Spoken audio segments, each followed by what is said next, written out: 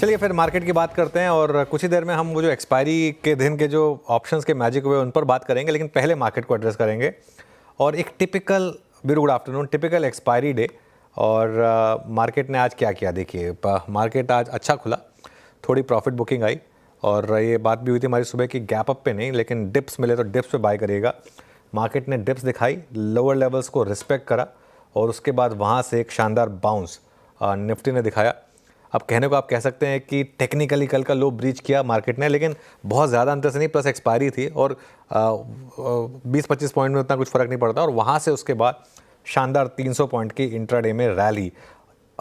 काफ़ी इंट्राडे में वॉलेटिलिटी थी, स्पेशली 12 बजे के आसपास जब वीरू वो शो कर रहे थे। और कॉल ऑप्शंस में काफ़ी इंटरेस्टिंग आज प्राइस एक्शन देखने को मिला, जो मैं कुछ देर में डिस्कस करूँगा अलग से। इंट्राडे में बैंक निफ्टी लेकिन 53,500 के पार निकला और अब बैंक निफ्टी क्लियरली कोशिश करेगा आगे जाकर इवन ऑल टाइम हाई की तरफ भी बढ़ने के लिए। अब बहुत ज़्यादा दूर रह नहीं गया टेक्निकली वहाँ से ये इंडेक्स, लेकिन देखते हैं। आज के लिए अब तक तो खैर दिन शानदार रहा, अगर स्पेशली आपने अगर उस डिप को यूज़ किया बाय करने के लिए। Very good afternoon. Good afternoon Anuj. आपसे गलती से ही सही, जब 58,000 मुँह से निकला ना तो एक बार के लिए मैं नीचे देखने लगा। मैंने कहा यार सुबह तो 53 पे देखा था, ये 58 कब हुआ है? होता है खैर ऐसा मजाक में कभी। But on serious note Anuj, but the texture के डिप को बाय कीजिएगा, शायद वो काम कर रहा है अभी भी। अनुज, अब जिस ट्रेजेक्टरी हम आ गए हैं, जिसे कहते हैं ना ट्रांजिशन प्रोसेस, वो 24,500 के ऊपर का अभी स्क्रीन पर लग रहा है। क्या ये प्रिपेयर कर रहा है आपको यहाँ से फर्दर अपसाइड? और एक और चीज़, मेरा प्रश्न यहीं पर सम्मिलित करता हूँ, एफआईएस का जब पैसा आता है तो मोमेंटम पे कभी शक नहीं करना चाहिए, क्या ऐसा है? बिल्कुल ऐसा है वीरू। और मैं एक चीज़ बताऊं, मुझे ना ये तेज़ी बिल्कुल सरप्राइज़ नहीं कर रही है। और मैं तो खैर जैसे कहते हैं ना अपना स्टक माई नेक आउट, अगर गर्दन कटे तो कटे। मैं तो 4-5 दिन से ये बात बोल रहा हूँ कि इस मार्केट में आप ऑल टाइम हाई की तैयारी कर लीजिए। और हर रैली को लोग सस्पेक्ट कहेंगे, लेकिन मार्केट अब बस अब ये रुकेगा नहीं, अब ये रुकेगा नहीं, निफ्टी झुकेगा नहीं। और अगर झुकेगा भी तो वो सिर्फ और आगे बढ़ने के लिए। देखिए निफ्टी पर अब अगला बड़ा कंजेशन जोन 24,800 का है। 24,800 पर मैं एक बार ज़रूर कहूँगा कि 24,800 पर अपनी पोजीशन को रिविजिट करिए, क्योंकि वहाँ पर आपका वो 50% वाला रिट्रेसमेंट जोन आएगा। 24,800 पर मुझे लग रहा है थोड़ी प्रॉफिट बुकिंग आएगी मार्केट में एक बार के लिए, लेकिन 24,800 अभी भी 150 पॉइंट और दूर है, तो और 150 पॉइंट अभी भी आपकी किटी में जा सकते हैं। लॉन्ग रहिए, क्लोजिंग के हिसाब से 24,350 का स्टॉप लॉस बना लीजिए, क्योंकि इंटरडे में एक बार हमने उसको ब्रीच कर दिया था, लेकिन कोई दिक्कत नहीं है, क्लोजिंग के हिसाब से था वो। तो 24,350, 24,295 तक गए हम। लेकिन टेक्सचर मार्केट का आज भी वही है, लगातार 5वें दिन लोअर लेवल से निफ्टी ने 150 से 200 पॉइंट की मिनिमम रैली पिछले 4-5 दिन से दिखाई है, आज भी वही हुआ है। लॉन्ग रहे और सपोर्ट अब आपका 24,300, 24,350 के करीब का है। एक बार आज का क्लोज आ जाए उसके बाद हम स्टॉप लॉस को दोबारा एडजस्ट करेंगे। जैसे हम कह रहे थे कि अब इस मार्केट से आपको सिर्फ स्टॉप लॉस ही बाहर निकालेगा। और मेरा फोकस है बैंक निफ्टी पर। भले ही आज निफ्टी ज़्यादा अच्छा ट्रैक्शन दिखा रहा है आपको, लेकिन बैंक निफ्टी अब वो 58,000 मुँह से निकला वीरू, तो शायद अगले साल वो भी आ जाए। लेकिन 54,000 के करीब का अगला रेजिस्टेंस है मेरे ख्याल से। कल 52,500, 53,000 एफर्टलेसली हमने क्रॉस किया, आज 53,500 क्रॉस कर लिया। अब 54,000 और एक बार 54,000 क्रॉस हुआ, उसके बाद ऑल टाइम हाई में बचा क्या है? 54,467 है ऑल टाइम हाई। फ्रैंकली यहाँ से ऑल टाइम हाई में बचा क्या है? 1.5%। 1.5% क्या होता है बैंक निफ्टी के लिए? कई बार तो एक दिन में चल जाता है वो। तो इसके लिए और बड़ा सोचें बैंक निफ्टी में, अभी भी मैं कह रहा हूँ बड़ा सोचें। ये 200-300 पॉइंट वाली रैली नहीं थी, ये 3,000 पॉइंट वाली रैली थी। और रिस्क रिवॉर्ड के हिसाब से लगातार जो रिस्क रिवॉर्ड की बात हो रही थी कि बस स्टॉप लॉस ट्रेल करते जाइए और ऑल टाइम हाई की तैयारी कर लीजिए। 54,467 बैंक निफ्टी में तो मेरा व्यू था कि इसी सीरीज़ में ऑल टाइम हाई हिट हो, शायद निफ्टी में अगली सीरीज़ में। अभी भी मैं इंटैक्ट हूँ उस व्यू पर, उसमें कोई चेंज नहीं है। जी चलिए, तो ये हो गया view prospective on indices, Nifty bank पे क्या अप्रोच रखे। बट अनुज एक चीज़ बताऊँ, मैं आज 12 बजे का कार्यक्रम मैं शुरुआत कर रहा था, एक आपको चीज़ दिखाता हूँ, है ना। 24,340 पर निफ्टी था, कॉल का एट द मनी प्रीमियम था 150 रुपये, यानी 350, 400, 500 रुपये, यानी 24,500। और 24,600 की कॉल का प्रीमियम था 500 रुपये, ये 50 रुपये। ये क्या हुआ? क्या ये नए सर्कमस्टेंसेस में जब आपके पास बैंक निफ्टी की वीकली एक्सपायरी नहीं है, क्या उसका रिस्क प्रीमियम इन ऑप्शंस में आ गया था, या फिर पर्टिकुलरली बाजार उस वक्त कोई बड़ी तेजी एक्सपेक्ट कर रहा था? रीज़न क्या था इसका? देखिए मैं तो सेकंड वाले उसमें जाऊंगा, क्योंकि देखिए एक चीज़ समझ लीजिए आप, एनएससी के जो ऑप्शंस है और ख़ासतौर से जो निफ्टी के ऑप्शंस हैं वो काफ़ी लिक्विड है, और मुझे नहीं लगता कि इसमें कोई गेम हुआ था। मैं मतलब आप थोड़ा सा सरप्राइजिंग मान सकते हैं इसको, वीकली ऑप्शंस पर इतने ज़्यादा प्रीमियम होना। सिर्फ विक्स बढ़ने की वजह से खैर इतना प्रीमियम नहीं हो सकता स्पॉट के मुकाबले। 12 बजे जैसा आपने कहा निफ्टी 24,350 के करीब था और 24,300 की कॉल करीब करीब 170 रुपये पर थी, और 12 बजे के बाद निफ्टी में भारी तेज़ी भी आई। देखिए वीरू, अब कहने को आप कह सकते हैं कि नहीं कुछ गेम हुआ, लेकिन ये एक इंडिकेशन था मार्केट की तरफ से कि ये इस तरीके के मूव के लिए मार्केट प्रिपेयर कर रहा था। और कॉल राइटर आज की डेट में इस मार्केट में कॉल राइट करने से थोड़ा डरेगा, क्योंकि कॉल राइटर का कोई भी राइटर डरेगा इस मार्केट में जिस तरीके के मूव्स आ रहे हैं। मैं उसको इस तरीके से देखता हूँ फ्रैंकली, मैं इसमें कोई ज़्यादा इसमें रीड करने के मूड में नहीं हूँ। और उसके बाद जो मार्केट का एक्शन आया उसने आपको दिखा दिया कि वो कॉल क्यों इतने महंगे थे और क्यों राइटर्स नहीं राइट करना चाहते थे। ये मार्केट वीरो अब ऐसा हो गया है कि पॉजिटिवली सरप्राइज करता जाएगा ये लोगों को, और टेक्सचर वापस मार्केट का फंडामेंटली बाय ऑन डिप्स है। और एक बात तो मैं आपको, अब इसीलिए पोजीशन कैरी करने का एडवांटेज होता है। अगर आप 3-4 दिन पहले जब वो लॉन्ग ट्रिगर हुए थे, फ्राइडे को चलो ठीक है फिर भी एक बार वो था, मंडे से लॉन्ग ट्रिगर हुए थे, मंडे से अगर आप लॉन्ग ट्रिगर कैरी कर रहे थे, ट्रस्ट मी, और आज के डिप में आपको कुछ इम्पैक्ट नहीं आया होता। और अगर आप even for example bank Nifty की भी पोजीशंस कैरी कर रहे थे और वाया मंथली ऑप्शंस, आज के इस डिप में बिल्कुल इम्पैक्ट नहीं आया होगा उसका। इसी के लिए मैं कह रहा हूँ कि अब ये जो धीरे धीरे टाइम लगेगा लोगों को एडजस्ट होने में। मंथली ऑप्शंस की सिर्फ एक्सपायरी पहले मंथली तो होती थी, वीकली तो बाद में आई थी, तो ये ठीक है। मार्केट का पैटर्न जो है ना एकदम ठीक है, जिस तरीके का मार्केट होना चाहिए। बीच बीच में मार्केट आपको इस तरीके के जर्क्स देगा जिसमें कुछ वीक हैंड्स निकल जाएंगे, लेकिन अगर आप स्ट्रांगली इसको होल्ड करेंगे और अपने ट्रेडिंग स्टॉप लॉस को एडजस्ट करते रहेंगे, मार्केट बड़ा पैसा बना के देगा। अच्छा वीरू, F&O में क्या इंटरेस्टिंग आज आपने पिक किया, आप जरा ये बताइए। मैं अनुज दो तीन स्टॉक्स रखूंगा। पहले तो मैं OI एडिशंस नए जो डेरिवेटिव कॉन्ट्रैक्ट्स अवेलेबल हैं हमें दिसंबर की सीरीज में, उसमें देख के सरप्राइज हूँ। अनुज मैं रखना चाहूँगा Max health care, 50% OI addition, और जिस प्रकार का ये बाज़ार है, जिस प्रकार का मोमेंटम है, 50% का OI, 4.5 लाख का बिल्डअप। और ये स्टॉक आज अपना सितंबर 2024, उसके बाद नवंबर 2024, इन तीनों क्लस्टर्स को लांघने को तैयार है। तो मेरे ख्याल से मैक्स हेल्थ केयर एक स्ट्रॉन्ग मूव के लिए प्रिपेयर कर रहा है। As per these stats, as per these I think charts की प्लेसमेंट है, स्ट्रॉन्ग मूव यहाँ पे। और मैं 1100 की कॉल में इसका एक्शन देख रहा था अनुज, काफ़ी स्ट्रॉन्ग था। तो एक मैक्स के हेल्थ केयर पर नज़र रखिएगा। दूसरा है HCL टेक्नोलॉजीज। देखिए IT में स्ट्रॉन्ग मूव है, 702 पॉइंट ऊपर निफ्टी IT है। HCL टेक्नोलॉजीज अपने करियर हाई पे ट्रेड करता हुआ, करियर हाई पे 1900 की पुट में भी थोड़ा बहुत राइटिंग विजिबल है। अब चेंज इन OI 1.5%, बट बहुत स्ट्रांगली पॉइज्ड HCL टेक्नोलॉजीज, इस पर नजर रखिएगा। और एक आई थिंक रिवर्सल ट्रेड के प्रोस्पेक्टिव से मैं यहाँ मेंशन करना चाहूँगा टाइटन अमूमन जब भी इस पैटर्न से बाहर निकलता है, एक बेस बनाने के बाद ऊपर निकलता है, 50 डेमा को टेस्ट किया, और आज के इस सेशन में अप्रॉक्सीमेटली अगर आप देखें मिड सेशन में इसने अपने फाइनली 50 और 100 को भी पार किया। तो Titan pull back, extreme strength Max health care और साथ ही साथ HCL टेक्नोलॉजीज। अनुज, बाकी आज के कुछ ट्रेंडिंग और स्टॉक्स और क्रम। बिल्कुल वीरू, पहले ट्रेंडिंग स्टॉक्स पर आते हैं और उसके बाद हम आज के कार्यक्रम के क्रम पर आएंगे। सबसे पहले निफ्टी के ट्रेंडिंग स्टॉक्स, इन्फोसिस 2% ऊपर, एक्चुअली चारों के चारों stocks Infosys, doctor Reddy's, Titan और TCS 2% ऊपर। लेकिन आज मामला है असली F&O में ट्रेंडिंग स्टॉक्स में। BSE 11% ऊपर। वीरू, मैं आज दिन में एक मीटिंग के लिए गया था एक, तभी वो 12 बजे के शो में मैं जुड़ना चाहता था, मैं अवेलेबल नहीं था, लेकिन उसके बाद मैंने आके देखा 5000 क्रॉस हो गया BSE, 500 रुपये ऊपर। CDSL 7.5% ऊपर, एंजल 1 6.5% ऊपर और IGL 6.5% ऊपर। मंदी के शेयर्स देखते हैं अब, यहाँ पर बहुत ज़्यादा नहीं है। बजाज ऑटो में लगातार करेक्शन जारी है, 0.25%। SBI लाइफ, NTPC और सिप्ला, यहाँ पर आपको मंदी दिखाई देगी। उसके अलावा Vodafone Idea, Divi's labs, oil India और सोना BLW precision, Vodafone Idea in particular 4% नीचे। पैनल हमारे साथ तैयार है। चोला सिक्योरिटीज़ के धर्मेश कांत जुड़ेंगे हमारे साथ फंडामेंटल्स के लिए, टेक्निकल्स के लिए प्रकाश गाबा, प्रशांत सावंत, सचिन उत्तेकर, अमित सेठ, रुचित जैन और सोनी पटनायक। यतिन को जोड़ेंगे कैपिटल मार्केट से जुड़े शेयरों में क्या चल रहा है, इस पर बात करेंगे। 2:30 पर श्रेया से जानेंगे कि किन सेक्टर्स पर FIs इस समय बाइंग कर रहे हैं। 2:35 पर मंगलम से जानेंगे होटल शेयर्स में इस समय जो बड़ा मूव आ रहा है उस पर क्या व्यू बन रहा है। उसके बाद हर्षदा से जानेंगे कि आरबीआई से क्या एक्सपेक्ट करें मॉनेटरी पॉलिसी में। 2:50 और बिग मार्केट वॉइसेस में पाइपर सरिका के founder and fund manager Abhay Agarwal. उसके बाद डीलिंग रूम चेक और BTST कॉल्स। चलते हैं पैनल के पास। गुड आफ्टरनून गाबा सर, बताइए इस समय का आपका ट्रेड क्या रहेगा?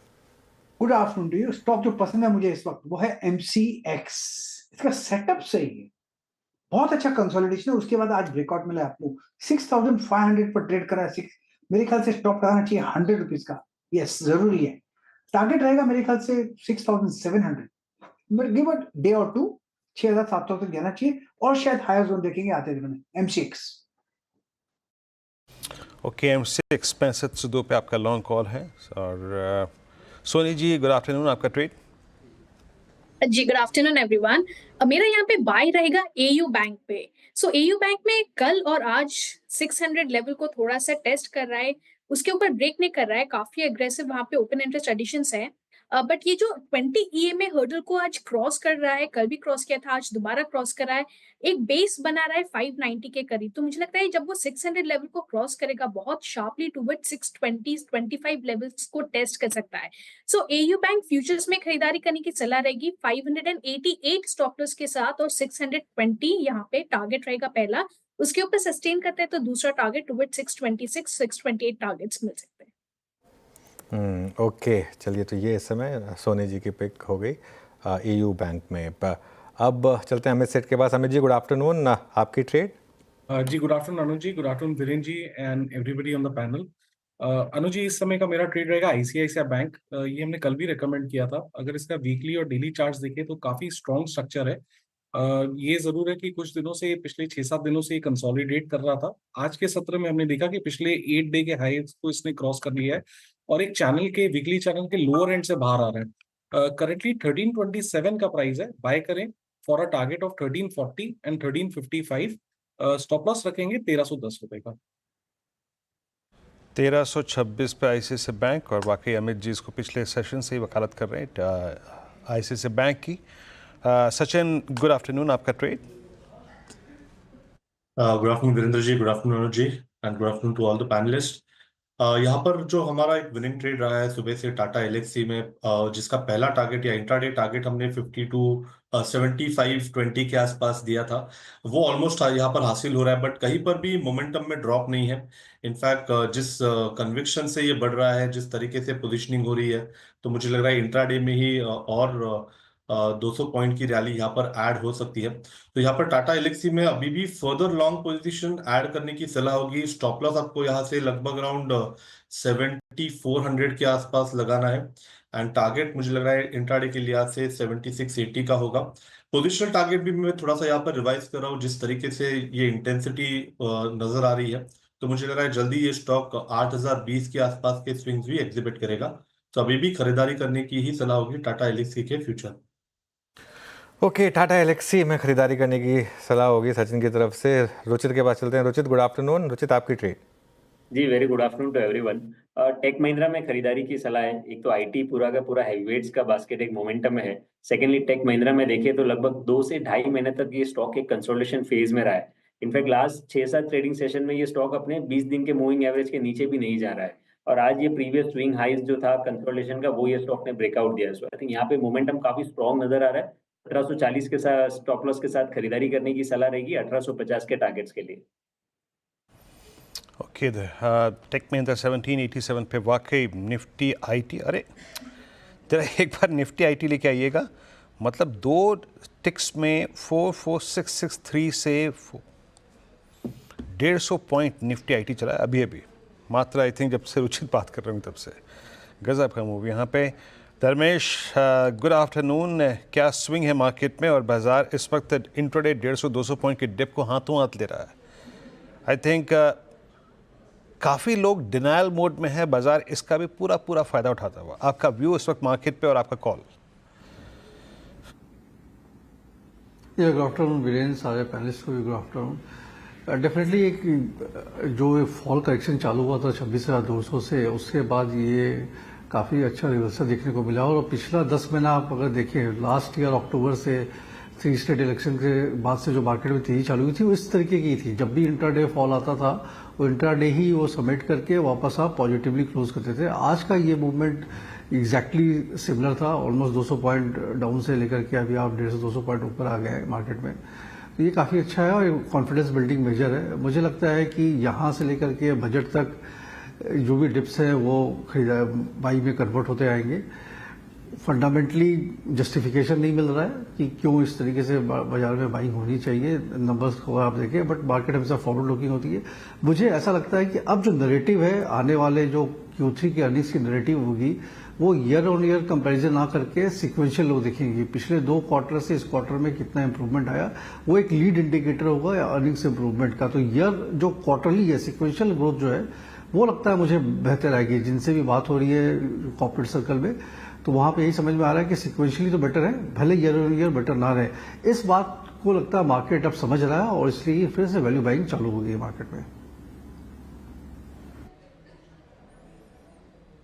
ओके, तो वैल्यू बैंक का कारण अगर आप देखें तो यही है। और अनुज, मैं एक बार के लिए देख के चौंक गया, इसलिए मैं आपके पास आ भी रहा हूँ। इट्स 24747, यानी जहां हमने शुरुआत की थी कार्यक्रम की वहां से 100 पॉइंट और, यानी इंट्राडे में ये 300, यानी अब समझ में आ रहा है कि जिसने वो 24,600 की कॉल 50 में भी ली थी वो भी जीत रहा है अनुज। नहीं वीरू, मैं बताऊं आपको, जो आपने वर्ड यूज करा ना डिनाइल, ये डिनाइल वाली रैली है। ये डिनाइल वाली रैली मैंने ऐसे फेजेस मार्केट में बहुत देखे हैं जिसमें लोग डिनाइल में रहते हैं।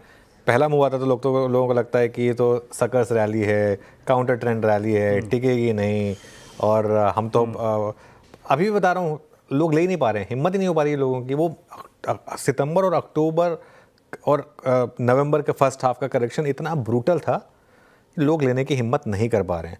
24,800 की मैंने बात की थी और देखिए 24,800 तो ऐसा लग रहा है स्क्रीन पर आज ही दिखा दे मार्केट, तो हैरानी नहीं होनी चाहिए आपको। और जिस तरीके से निफ्टी ITM ब्रेकआउट आया, बैंक निफ्टी देखिए आप, अब 53,700 पर आ गया। अब मुझे लग रहा है कि आप 54,000 तक भी अगर चले जाएं तो उसमें क्या हैरानी होगी।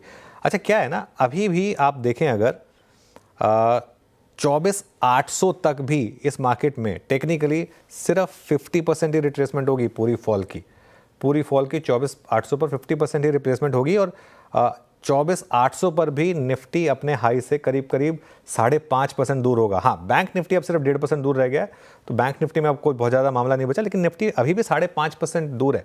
अब मैं ये नहीं कह रहा हूँ कि तुरंत की तुरंत 5.5% की भी रैली आएगी, लेकिन अगर थीसिस क्या है मार्केट का थीसिस ये है, ये होप रैली। आज सुबह नीलेश भाई से ही बात हो रही थी, वो जो थीम्स बता रहे थे, मार्केट की होप ये है कि अब गवर्नमेंट केपेक्स आएगा, अब कुछ हद तक RBI से भी पुश मिलेगा।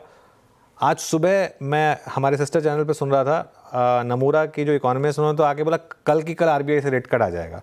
अब वो खैर शायद हो सकता है कि बहुत ज़्यादा हो जाएगा, लेकिन एक पॉसिबिलिटी है कि यहाँ से एक कोऑर्डिनेटेड अटेम्प्ट हो, specially after last earning season. वो जो GDP का नंबर था ना वीरू, उससे काफ़ी ख़राब प्रिंट गया है, काफ़ी ख़राब प्रेस गई है उससे, ये बात मान के चलिए। और सरकार को ये बात पता है, ऐसा नहीं कि सरकार को ये बात नहीं पता है। तो ये कुछ कारण है जो मार्केट इस तरीके से अब एक अजम्पशन लेके चल रहा है। और प्लस एक चीज़ समझिए, स्टॉक्स करेक्ट हो चुके हैं। जो भी स्टॉक्स रैली कर रहे हैं वो अपने हाई से 30-30, 40-40% कुछ स्टॉक्स गिर चुके थे, तो वहाँ जगह थी। इस वजह से भी आज इस तरीके की आपको रैली देखने को मिल रही है। फ्रैंकली स्पीकिंग मुझे सरप्राइज़ नहीं है, क्योंकि ये मेरा व्यू रहा है कि मार्केट बहुत जल्दी ऑल टाइम हाई हिट करेगा, लेकिन इसमें अप्रोच यही रहेगी, बहुत जल्दी ना बुक करें। अब मार्केट में बहुत जल्दी ना बुक करें। और एक और चीज़, अब तो FIs की बाइंग आनी अगर शुरू हुई है, फिर FIs वो भाव नहीं देखते, फिर वो मोमेंटम चेज करते हैं। उसके बाद उनको फ़र्क नहीं पड़ता कि ये वही HDFC बैंक है, ये वही ICICI बैंक है, ये वही TCS है जो यहाँ से 10% लोअर लेवल पर ये FIs बेच रहे थे। आज देखिए HDFC बैंक में क्या हुआ, 1837 तक गया और वहाँ से एक वन वे रैली। तो ये तब होता है जब FI का कैश का पैसा मार्केट में आ रहा होता है, तब ये लार्ज कैप स्टॉक्स इस तरीके से घूमते, जैसे आपने बोला 1 मिनट में 100 पॉइंट का निफ्टी का मूव आ गया, वो तब आता है। जय लीजिए 24,755 लग रहा है कुछ देर में वो 24,800 का दीदार हो ही जाएगा। बाजार में super swing, Nifty IT lead करता हुआ। लीजिए अभी मैं टॉस में ही अगर आप देखें 100 पॉइंट निफ्टी आईटी और बढ़ गया। इट्स ऑलमोस्ट 907, 907 अंकों पर 45,000 की दहलीज पर निफ्टी आईटी। सचिन, कोई ट्रेड आपके पास आईटी में? और वीरेंद्र जी, आईटी नहीं, मुझे लग रहा है ऑटो पे यहाँ पर ध्यान देना है, बिकॉज काफी दिनों से ये थोड़ा सा रिवर्स गियर में था। बट जिस तरीके से मारुति में एक कमबैक हुआ है, मुझे लग रहा है लगभग यहाँ पर जो 1.5 महीने की कंसोलिडेशन थी वो मैच्योर हो चुकी है एंड एक अच्छी इंप्रूव्ड रैली इसमें नजर आनी चाहिए। भले इसका ब्रेकआउट जोन 11,380 के आसपास का है, बट मुझे लग रहा है ये अच्छी मूव अनफोल्ड होगी 11,600 तक की। तो यहाँ पर मारुति के फ्यूचर्स में खरीदारी करने की सलाह होगी। आपको स्टॉप लॉस थोड़ा सा छोटा लगाना है 11,165 पे एंड फ्रेश लॉन्ग एडिशंस करने हैं मारुति के फ्यूचर्स में।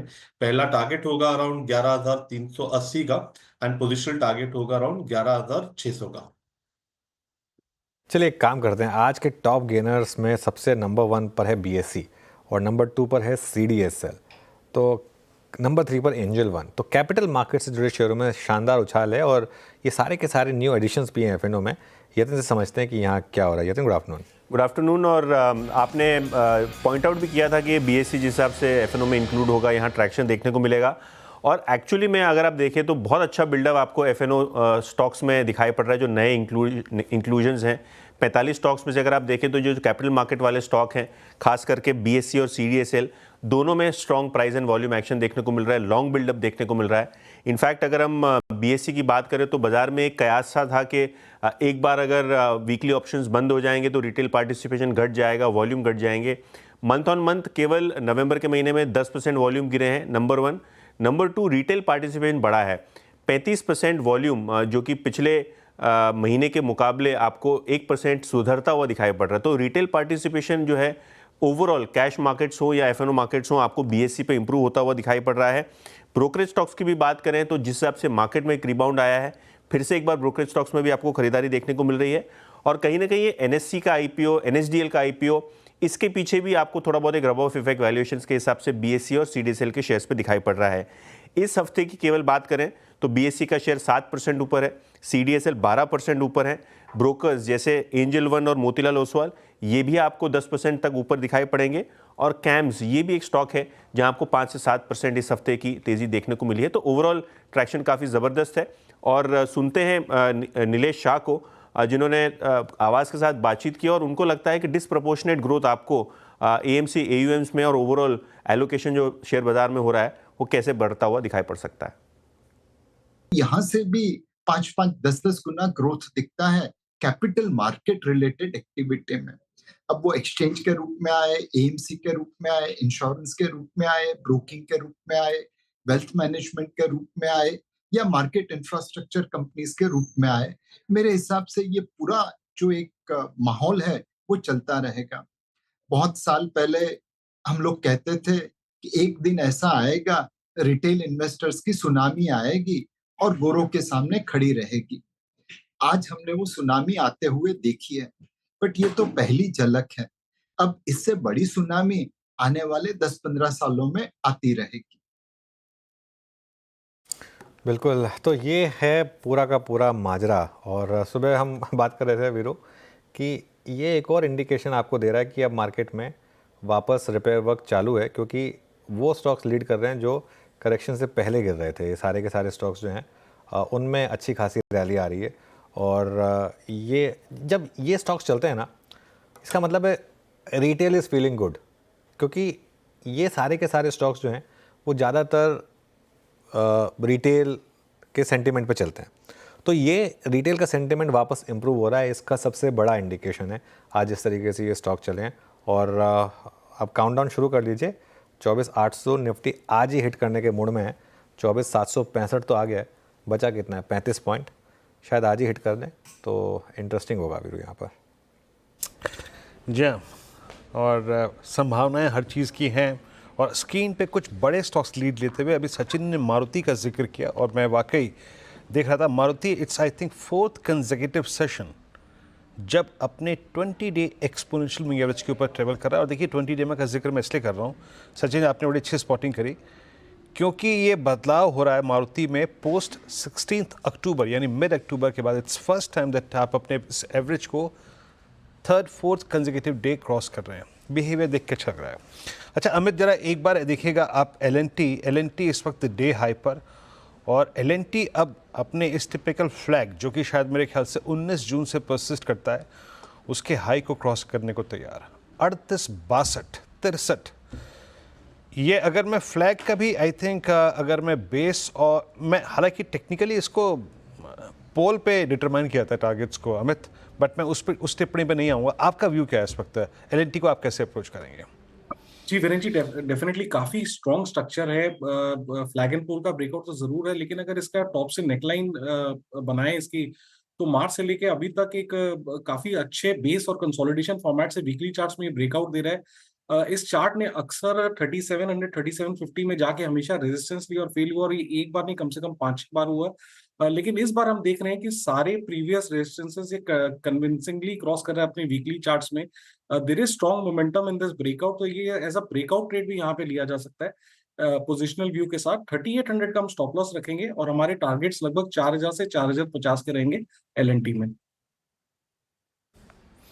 ओके, एल.एन.टी डे हाई की ट्रेजेक्ट्री में आके ट्रेड करता हुआ, मारुति डे हाई की ट्रेजेक्ट्री में आके ट्रेड करता हुआ, दिग्गजों में एक लेके आई है स्क्रीन पर टीसीएस, जो कि इस वक्त बड़ी कमांडिंग पोजीशन में है पूरे आईटी स्पेस में और लार्ज कैप आईटी में। हालांकि टेक महिंद्रा कॉल गई थी, लेकिन रुचित आप टेक महिंद्रा ये टीसीएस को कैसे रीड कर रहे हैं? 4471, और मैं जानते हैं इस वक्त क्यों इस पर बात कर रहा हूँ, क्योंकि अब ये वो ब्रेकडाउन पॉइंट है 18 सितंबर का, आपको याद होगा। अब ये उसको स्ट्राइक करता हुआ, आपका टेक इस वक्त टीसीएस पर? बिल्कुल अराउंड 18 सितंबर जो आप देख रहे हो 4500 के आसपास का उस दिन का ओपन हाई था, और जो उसके बाद अब तक सरपास नहीं हुआ है। अब जैसे मोमेंटम है वो हाई टॉप हाई बॉटम का स्ट्रक्चर फॉर्म हो रहा है, सो आई थिंक पॉसिबिलिटी है कि ये 4500 का लेवल आज या कल फर्स्ट हाफ में ही सरपास हो जाना चाहिए। और एक बार ये रेजिस्टेंस सरपास होता है तो 4590 4600 जो प्रीवियस ऑल टाइम हाईज थे, आई थिंक वो लेवल्स अप्रोच होने चाहिए। सो फिलहाल तो मोमेंटम काफी स्ट्रॉन्ग नजर आ रहा है पूरे आईटी स्पेस में, specially large cap IT stocks में। तो यहाँ पे भी बायसनेस इसकी पॉजिटिव भी नजर लग रही है। टीसीएस 4467 पे आके ट्रेड करता हुआ शानदार मूवी यहाँ पे। अच्छा, धर्मेश जी से बात हुई, लेकिन बात होते होते बाजार में बात होते होते बाहर निकला है। धर्मेश जी माफ़ी चाहेंगे, आपकी कॉल तो ली थी आज, क्या पिक कर रहे हैं आप आज? देखिए, पब्लिक सेक्टर बैंकिंग स्पेस में काफ़ी अच्छा अट्रैक्शन था और बैंक ने आउट परफॉर्म भी किया था पूरे फॉल में, और अभी उधर ही तेजी लग रही है। तो मुझे लगता है कि मौजूदा माहौल में सबसे सेफ बेट, जिससे क्वार्टरली अर्निंग्स भी काफ़ी स्ट्रांग थे और कैपिटल एडिक्वेसी रेशियो भी जिनके पास काफ़ी अच्छा स्कोप है वहाँ पर ग्रोथ होने का, अगर सीआरआर कट कर लाता है तो उसका सीधा सीधा फायदा इनको होगा। वहाँ पे या तो आप बास्केट बाई करके चल सकते हैं, PNB, bank of Baroda, Canara bank और बैंक ऑफ इंडिया का बास्केट बना लें, या फिर अगर सिंगल स्टॉक खेलना है तो बैंक ऑफ इंडिया पे हम लोगों का कन्विक्शन बहुत स्ट्रांग है, बिकॉज एसेट क्वालिटी काफ़ी स्टेबल रही थी इनकी और 14% के आसपास का एडवांसेस ग्रोथ भी रहा था, और साथ में इनका जो स्लिपेज रेशियो वो घटता हुआ नजर आया था। स्क्यूनेस काफ़ी अच्छा है कॉर्पोरेट बुक को लेकर के, तो वहाँ पे एक बड़ा ट्रेड बन सकता है, और 0.75 प्राइस टू बुक पे ये अभी भी ट्रेड कर रहा है, तो स्कोप है रीरेट होने के लिए। तो बैंक ऑफ बड़ौदा टॉपिक है, बट पूरी पब्लिक सेक्टर बैंकिंग बास्केट ही अच्छी लग रही है। बैंक, पब्लिक सेक्टर बैंक्स अच्छे लग रहे हैं आपको, लेकिन प्रेफर्ड बैंक ऑफ बड़ौदा आपकी स्क्रीन पे इस वक्त है। मीनवाइल जो स्टॉक में रिकमेंड, मतलब नॉट एग्जैक्टली मैं मेंशन करा था स्टैट्स पे कि आप एचसीएल टेक्नोलॉजीज़ पर नज़र रखिएगा। ओआई रेशंस बहुत स्ट्रॉन्ग थे यहाँ पे। एचसीएल टेक्नोलॉजीज़ अब 1924 पे डे हाई पर आके ट्रेड करता हुआ, शानदार मूव यहाँ पे। और निफ्टी आईटी, अब मैं इसका जिक्र इसलिए कर रहा हूँ क्योंकि अब कुछ ही समय में लगभग 1000 अंकों की तेज़ी दिखाने वाला है Nifty IT. So focus on IT as of now. Amit Seth ji, IT में कुछ और मिड कैप आईटी में देखिए, एचसीएल टेक्नोलॉजी से बात हुई वो चल गया, टीसीएस से बात हुई वो चल गया, और टेक महिंद्रा में बात हुई वो चल गया। कुछ और आईटी में इंप्रेस कर रहा है आपको इस वक्त? डेफिनेटली वीरेन जी, सवेरे मॉर्निंग में 10 बजे के शो में एलटीआईएम रिकमेंड किया था। यहाँ पे बहुत अच्छा स्ट्रक्चर है, जिस हिसाब से परसिस्टेंट और कोफोर ने ऑलरेडी परफॉर्म किया और कर रहा है। मेरे ख्याल से LTIM is a catch up play. यहाँ पे अभी भी पोजीशन बनाई जा सकती है। 6270 का स्टॉप लॉस रहेगा और टारगेट्स हमारे 6500 तक के रहेंगे। और यहाँ एक डिस्क्लेमर है कि ये स्टॉक हमने रिकमेंड भी किया है। ओके, चलिए अब अगर आप सोच रहे हैं कि हर्षिता क्यों नहीं है शो में, तो आप जुड़ गई हैं हमारे साथ हर्षिता, और आरबीआई की मॉनेटरी पॉलिसी का कल ऐलान होगा, इस पर जो हमारी खुद की मॉनेटरी पॉलिसी बैठी उसने क्या अंदाज़ा लगाया ये जानते हैं हर्षिता से। हर्षिता, क्या किसी ने वकालत की रेट कट की भी? बिल्कुल नहीं, आज उसके बारे में बिल्कुल चर्चा नहीं हुई है, लेकिन हाँ सीआरआर कट की जरूर वकालत हुई है। देखिए काफी कुछ बदला है पिछली पॉलिसी से इस पॉलिसी में। पहले तो इस पॉलिसी में कुछ भी एक्सपेक्टेड नहीं था कि बदलेगा, लेकिन 2-3 चीजें हुई हैं। एक तो हमारा खुद का जीडीपी का आंकड़ा काफी नीचे आया है, दूसरा इन्फ्लेशन की मार लगातार पड़ रही है, और ऑफ कोर्स एक ग्लोबल फैक्टर भी है जिस पर ज्यादातर जानकारों की नजरें हैं। वो बेसिकली यूएस से स्टेम हो रहा है। यूएस इलेक्शन के जो रिजल्ट्स उभर कर आए हैं, डोनाल्ड ट्रंप अब अगले राष्ट्रपति के तौर पर शपथ लेंगे और वहां से आगे फिर टैरिफ वॉर छिड़ने की गुंजाइश है। वो एक कंसर्निंग फैक्टर रह सकता है जो इन्फ्लेशन को आगे चलकर भी फ्यूल करेगा। इस बीच हमने देखा भी है कि डॉलर में काफी ज्यादा स्ट्रेंथ आई है। उसी के मद्देनजर हमने कुछ सवाल हमारे जानकारों से पूछे कि इस पॉलिसी में फिर आप क्या एक्सपेक्ट कर रहे हैं। तो कुछ बड़े चेंजेस जरूर आएंगे, लेकिन रेट कट के लिहाज से भले ही हमारे जीडीपी के आंकड़े कमजोर हो, हमारी एमपीसी कह रही है कि इस पॉलिसी में रेट कट नहीं होगा। तो जाहिर से अगला सवाल उभर कर आया, फिर रेट कट कब होने वाला है? क्या अगली पॉलिसी यानी कि फरवरी की पॉलिसी में ये रेट कट होने के आसार बनते दिखाई दे रहे हैं? तो हमारे सारे एमपीसी मेंबर्स कह रहे हैं कि जी हां, अगर रेट कट होना है तो गवर्नर साहब शायद फरवरी तक का इंतजार करेंगे, क्योंकि तब तक और डेटा उभर कर आता हुआ दिखाई देगा। लेकिन उस लिहाज से एक और चर्चा में काफी ज्यादा टॉपिक है, वो है लिक्विडिटी की कमी मार्केट में जरूर महसूस होती हुई दिखाई दी है, स्पेशली जिस तरह से डॉलर स्ट्रेंथन हुआ है। उसके सामने चांसेस कितने हैं कि एक सीआरआर कट होगा? तो सभी लोग एक सुर में कह रहे हैं कि इस पॉलिसी में सीआरआर कट की पूरी गुंजाइश है। तो सवाल उठता है कि कितना सीआरआर कट होगा। उस लिहाज से अगर आप देखें 25 बेसिस पॉइंट ही हमारे सारे एमपीसी मेंबर्स कह रहे हैं। इनको ऑफ कोर्स विकल्प दिए गए थे 25, 50 या फिर 75। सब कह रहे हैं मिनिमम सीआरआर कट के साथ शुरुआत होगी। देखेंगे लिक्विडिटी की सिचुएशन कितनी बेहतर होती है, उसके बाद शायद आरबीआई अगला कदम उठाता हुआ दिखाई देगा। लेकिन बड़ा जो फियर फैक्टर इस मार्केट के लिए उभर कर आया है या फिर इकोनॉमी के लिए है, जीडीपी का सुस्ताना। तो क्या FY25 का इस पॉलिसी में जीडीपी अनुमान थोड़ा सा बदल सकता है? तो उस लिहाज से ज्यादातर लोग कह रहे हैं कि देखिए अनुमान को हासिल करना मुश्किल है और उस पर किसी तरह की कमेंट्री आती हुई दिखाई दे सकती है, कुछ वो ट्वीक होता हुआ दिखाई दे सकता है। साथ ही साथ इन्फ्लेशन के भी अनुमान की अगर आप बात करें कि क्या अनुमान आरबीआई बदलता हुआ दिखाई देगा,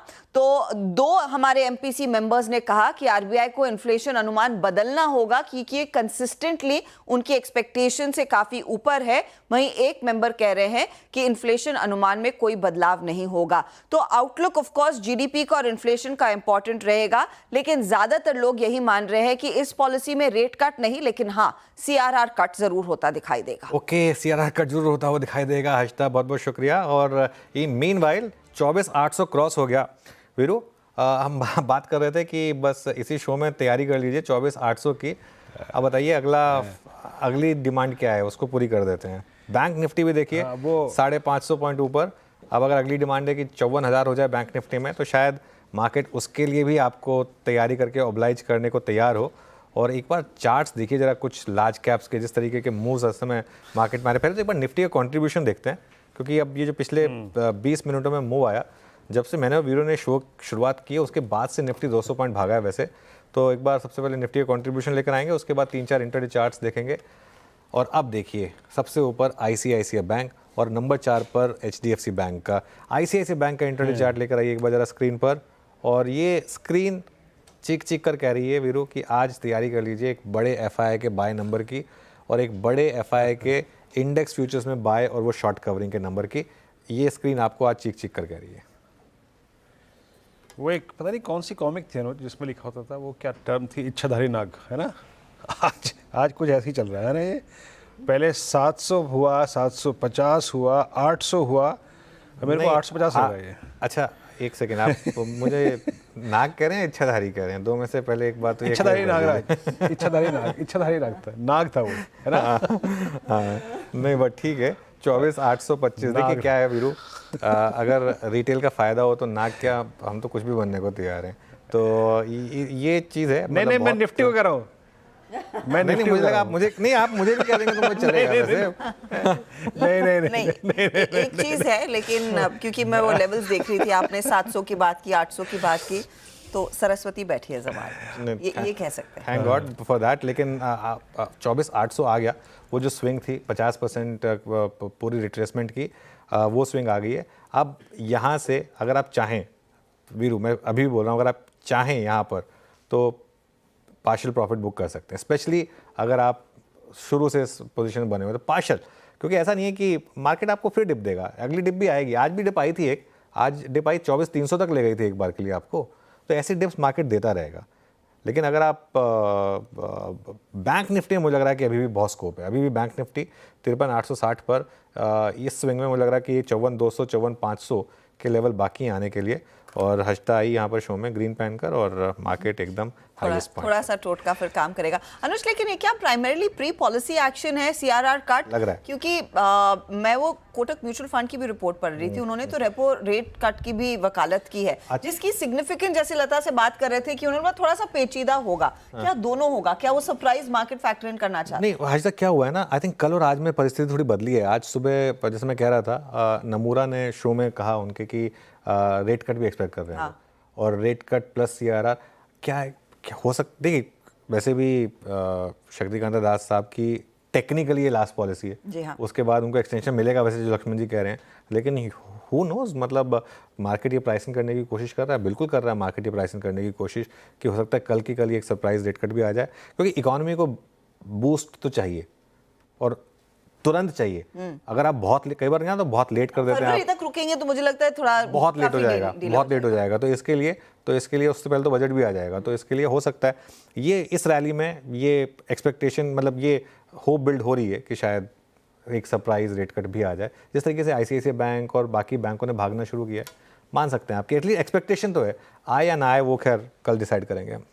उसका इंतजार रहेगा। ऑफ कोर्स कल 9:45 ऑनवर्ड्स हमारी वो प्रोग्रामिंग भी शुरू होगी, लेकिन रेट सेंसिटिव्स पर एक बार नज़र डालना मैं चाहती हूँ, क्योंकि उसका क्लियरली वो रियल एस्टेट काउंटर्स पर इम्पैक्ट आता हुआ दिखाई दे सकता है। आप ओबरॉय के काउंटर को देखिए, कल तक काफ़ी एक्टिव था, आज थोड़ा सा सुस्ता रहा है। मैक्रोटेक आप देखेंगे थोड़ा सा सुस्ता रहा है, गोदरेज प्रॉपर्टी सुस्ता रहा है। तो वो रेट कट की गुंजाइश जितनी बिल्ड इन हो रही है आपके बैंकों में, रेट सेंसिटिव्स में नहीं हो रही है। ये क्या स्टॉक्स काफ़ी ज़्यादा भाग चुके थे इसीलिए साइलेंट है? धर्मेश, आपकी एनालिसिस क्या कहती है इस पर्टिकुलर सिनेरियो में?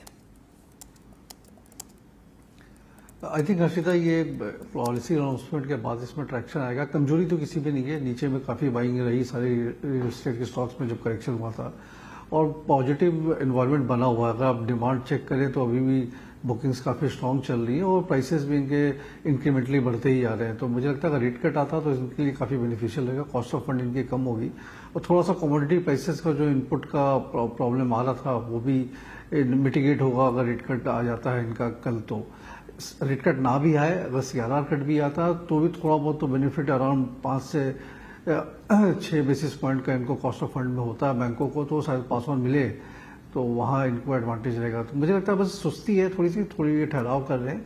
आज डायरेक्ट प्ले हो रहा रेट कट पर, कल से वापस कंड्यूसिव इन्वायरमेंट में इनमें बाइंग आनी चाहिए। बिल्कुल। अच्छा, प्रशांत सावंत भी जुड़े हैं हमारे साथ। Prashant ji, good afternoon. प्रशांत जी बताइए इस समय आपकी ट्रेड। जी, good afternoon Harsha ji, Viru ji, good afternoon and good afternoon the entire panel. तो यहाँ पे मुझे लग रहा है कि आईसीआईसीआई बैंक में जो मूव आ रहा है और जो 1335 का एक हर्डल था उसके ऊपर सस्टेन कर रहा है, मैं यहाँ लॉन्ग जाने की सलाह दूंगा। 25 के नीचे बिलो 1325 स्पॉट स्टॉप लॉस रख के लॉन्ग जाने की सलाह होगी, पर टारगेट्स अराउंड 1370 1370। ओके, देखिए ये होती है मार्केट। एक का टारगेट हिट हुआ, एक ने यहाँ पर बाय इनिशिएट किया। टारगेट किसका हिट हुआ? अमित जी का। अमित जी, बने रहें या फिर बुक करें? नहीं अनुज जी, पोजिशनली यहाँ पे बने रहना चाहिए, बिकॉज एक चैनल ब्रेकर, चैनल से स्टॉक राइज कर रहा है और काफी दिनों बाद इसमें मोमेंटम आया lower end of the channel से। तो मेरे तो यहाँ पे व्यूज लगभग 1400 तक के हैं, तो इसको पेशेंटली होल्ड करना पड़ेगा। इसको होल्ड करना पड़ेगा। चलिए, सचिन के पास भी एक कॉल है अपेरेंटली। सचिन, क्या पिक किया आपने? अनुज जी, डिस्क्लोजर होगा कि हमने हमारे क्लाइंट्स को भी अभी ये रिकमेंडेशन दे दी है। स्टॉक का नाम है अल्ट्राटेक सीमेंट, एंड जिस तेजी से इसने अपने प्रीवियस डेज कैंडल को, नेगेटिव कैंडल को एनगल्फ कर दिया है, प्लस 12,000 के आसपास थोड़ी सी यहाँ पर राइटिंग एक्शन नजर आ रही थी। एंड 60 मिनट चार्ट पे एक फ्लैग पैटर्न ब्रेकआउट है, तो मुझे लग रहा है जल्दी ये स्टॉक 12,500 के पार चला जाएगा। ट्रेडिंग के लिहाज से टारगेट होगा अराउंड 12,360 का। फ्रेश लॉन्ग पोजीशंस ऐड करने की सलाह होगी अल्ट्राटेक सीमेंट के फ्यूचर्स में। स्टॉप लॉस आपको 11,860 पे लगाना है on closing basis. Okay, UltraTech cement. और अनुज, अभी इनफैक्ट सचिन जी ने जो ट्रेड दिया ना मारुति पर, वो मैं उसको लेकर एक बात करने का इच्छुक हो रहा हूँ। लुक एट मारुति, सचिन जी ने ट्रेड दिया 1190 पे, अब 1250 हो गया। ये एक और हमारे लिए इंडिकेटर के तौर पे अनुज कि जब अब बाज़ार लोअर लेवल से इजेक्ट कर रहा है, 24,500, 600, 700, 800 एक एक दिन में क्रॉस कर रहा है, क्या अब हमें एज ए ट्रेडर उन स्टॉक्स पर भी नज़र रखनी चाहिए जो कि सब्सटेंशियल शॉर्ट लेके बैठे थे और इस 2 महीने के पेन में सबसे ज़्यादा हैमर्ड थे? देखिए वीर, उसमें ना एक चीज़ को आपका ध्यान रखना होगा उसमें लेकिन अगर बहुत ही ज़्यादा ख़राब नंबर्स थे और बहुत ही ज़्यादा कुछ ख़राब चीज़ थी तो शायद वो ना चलें। जैसे मैं 2 एग्जांपल देता हूँ आपको, बजाज ऑटो और एशियन पेंट्स। तो देखिए शॉर्ट कवरिंग आएगी तो सभी में आएगी, बजाज में भी लोअर लेवल से आ गई, ठीक है, लेकिन एशियन में भी आ गई लोअर लेवल से। लेकिन मैं अभी भी यही कहूँगा कि फोकस ज़्यादा रिलेटिव स्ट्रेंथ पर ही करें मार्केट में। जहाँ ज़्यादा रिलेटिव स्ट्रेंथ थी उन पर फोकस करें, या जहाँ पर नंबर जो गिरे वो वन ऑफ थे उन पर फोकस करें। वो अभी भी मेरे ख्याल से बेटर रहेगा। और एक चीज़ मैं ऐड करूँगा यहाँ पर वीरू, भले ही मेरा व्यू बहुत पॉजिटिव रहा है और मैंने ये बात की थी, अब ना अगला बड़ा मूव पॉलिसी के बाद लें। एक बार कल पॉलिसी हो जाने दें और देख लें मार्केट का रिएक्शन, क्योंकि अब हम जिस लेवल पर आ गए 24,800 और 24,800, 850, एकदम से 24,789 आया वैसे बाय द वे। हाँ, अब हम जिस इस लेवल पर आ गए, इस पर फ्रेश एंट्री नहीं बनती है, इस चीज़ को समझ लीजिए।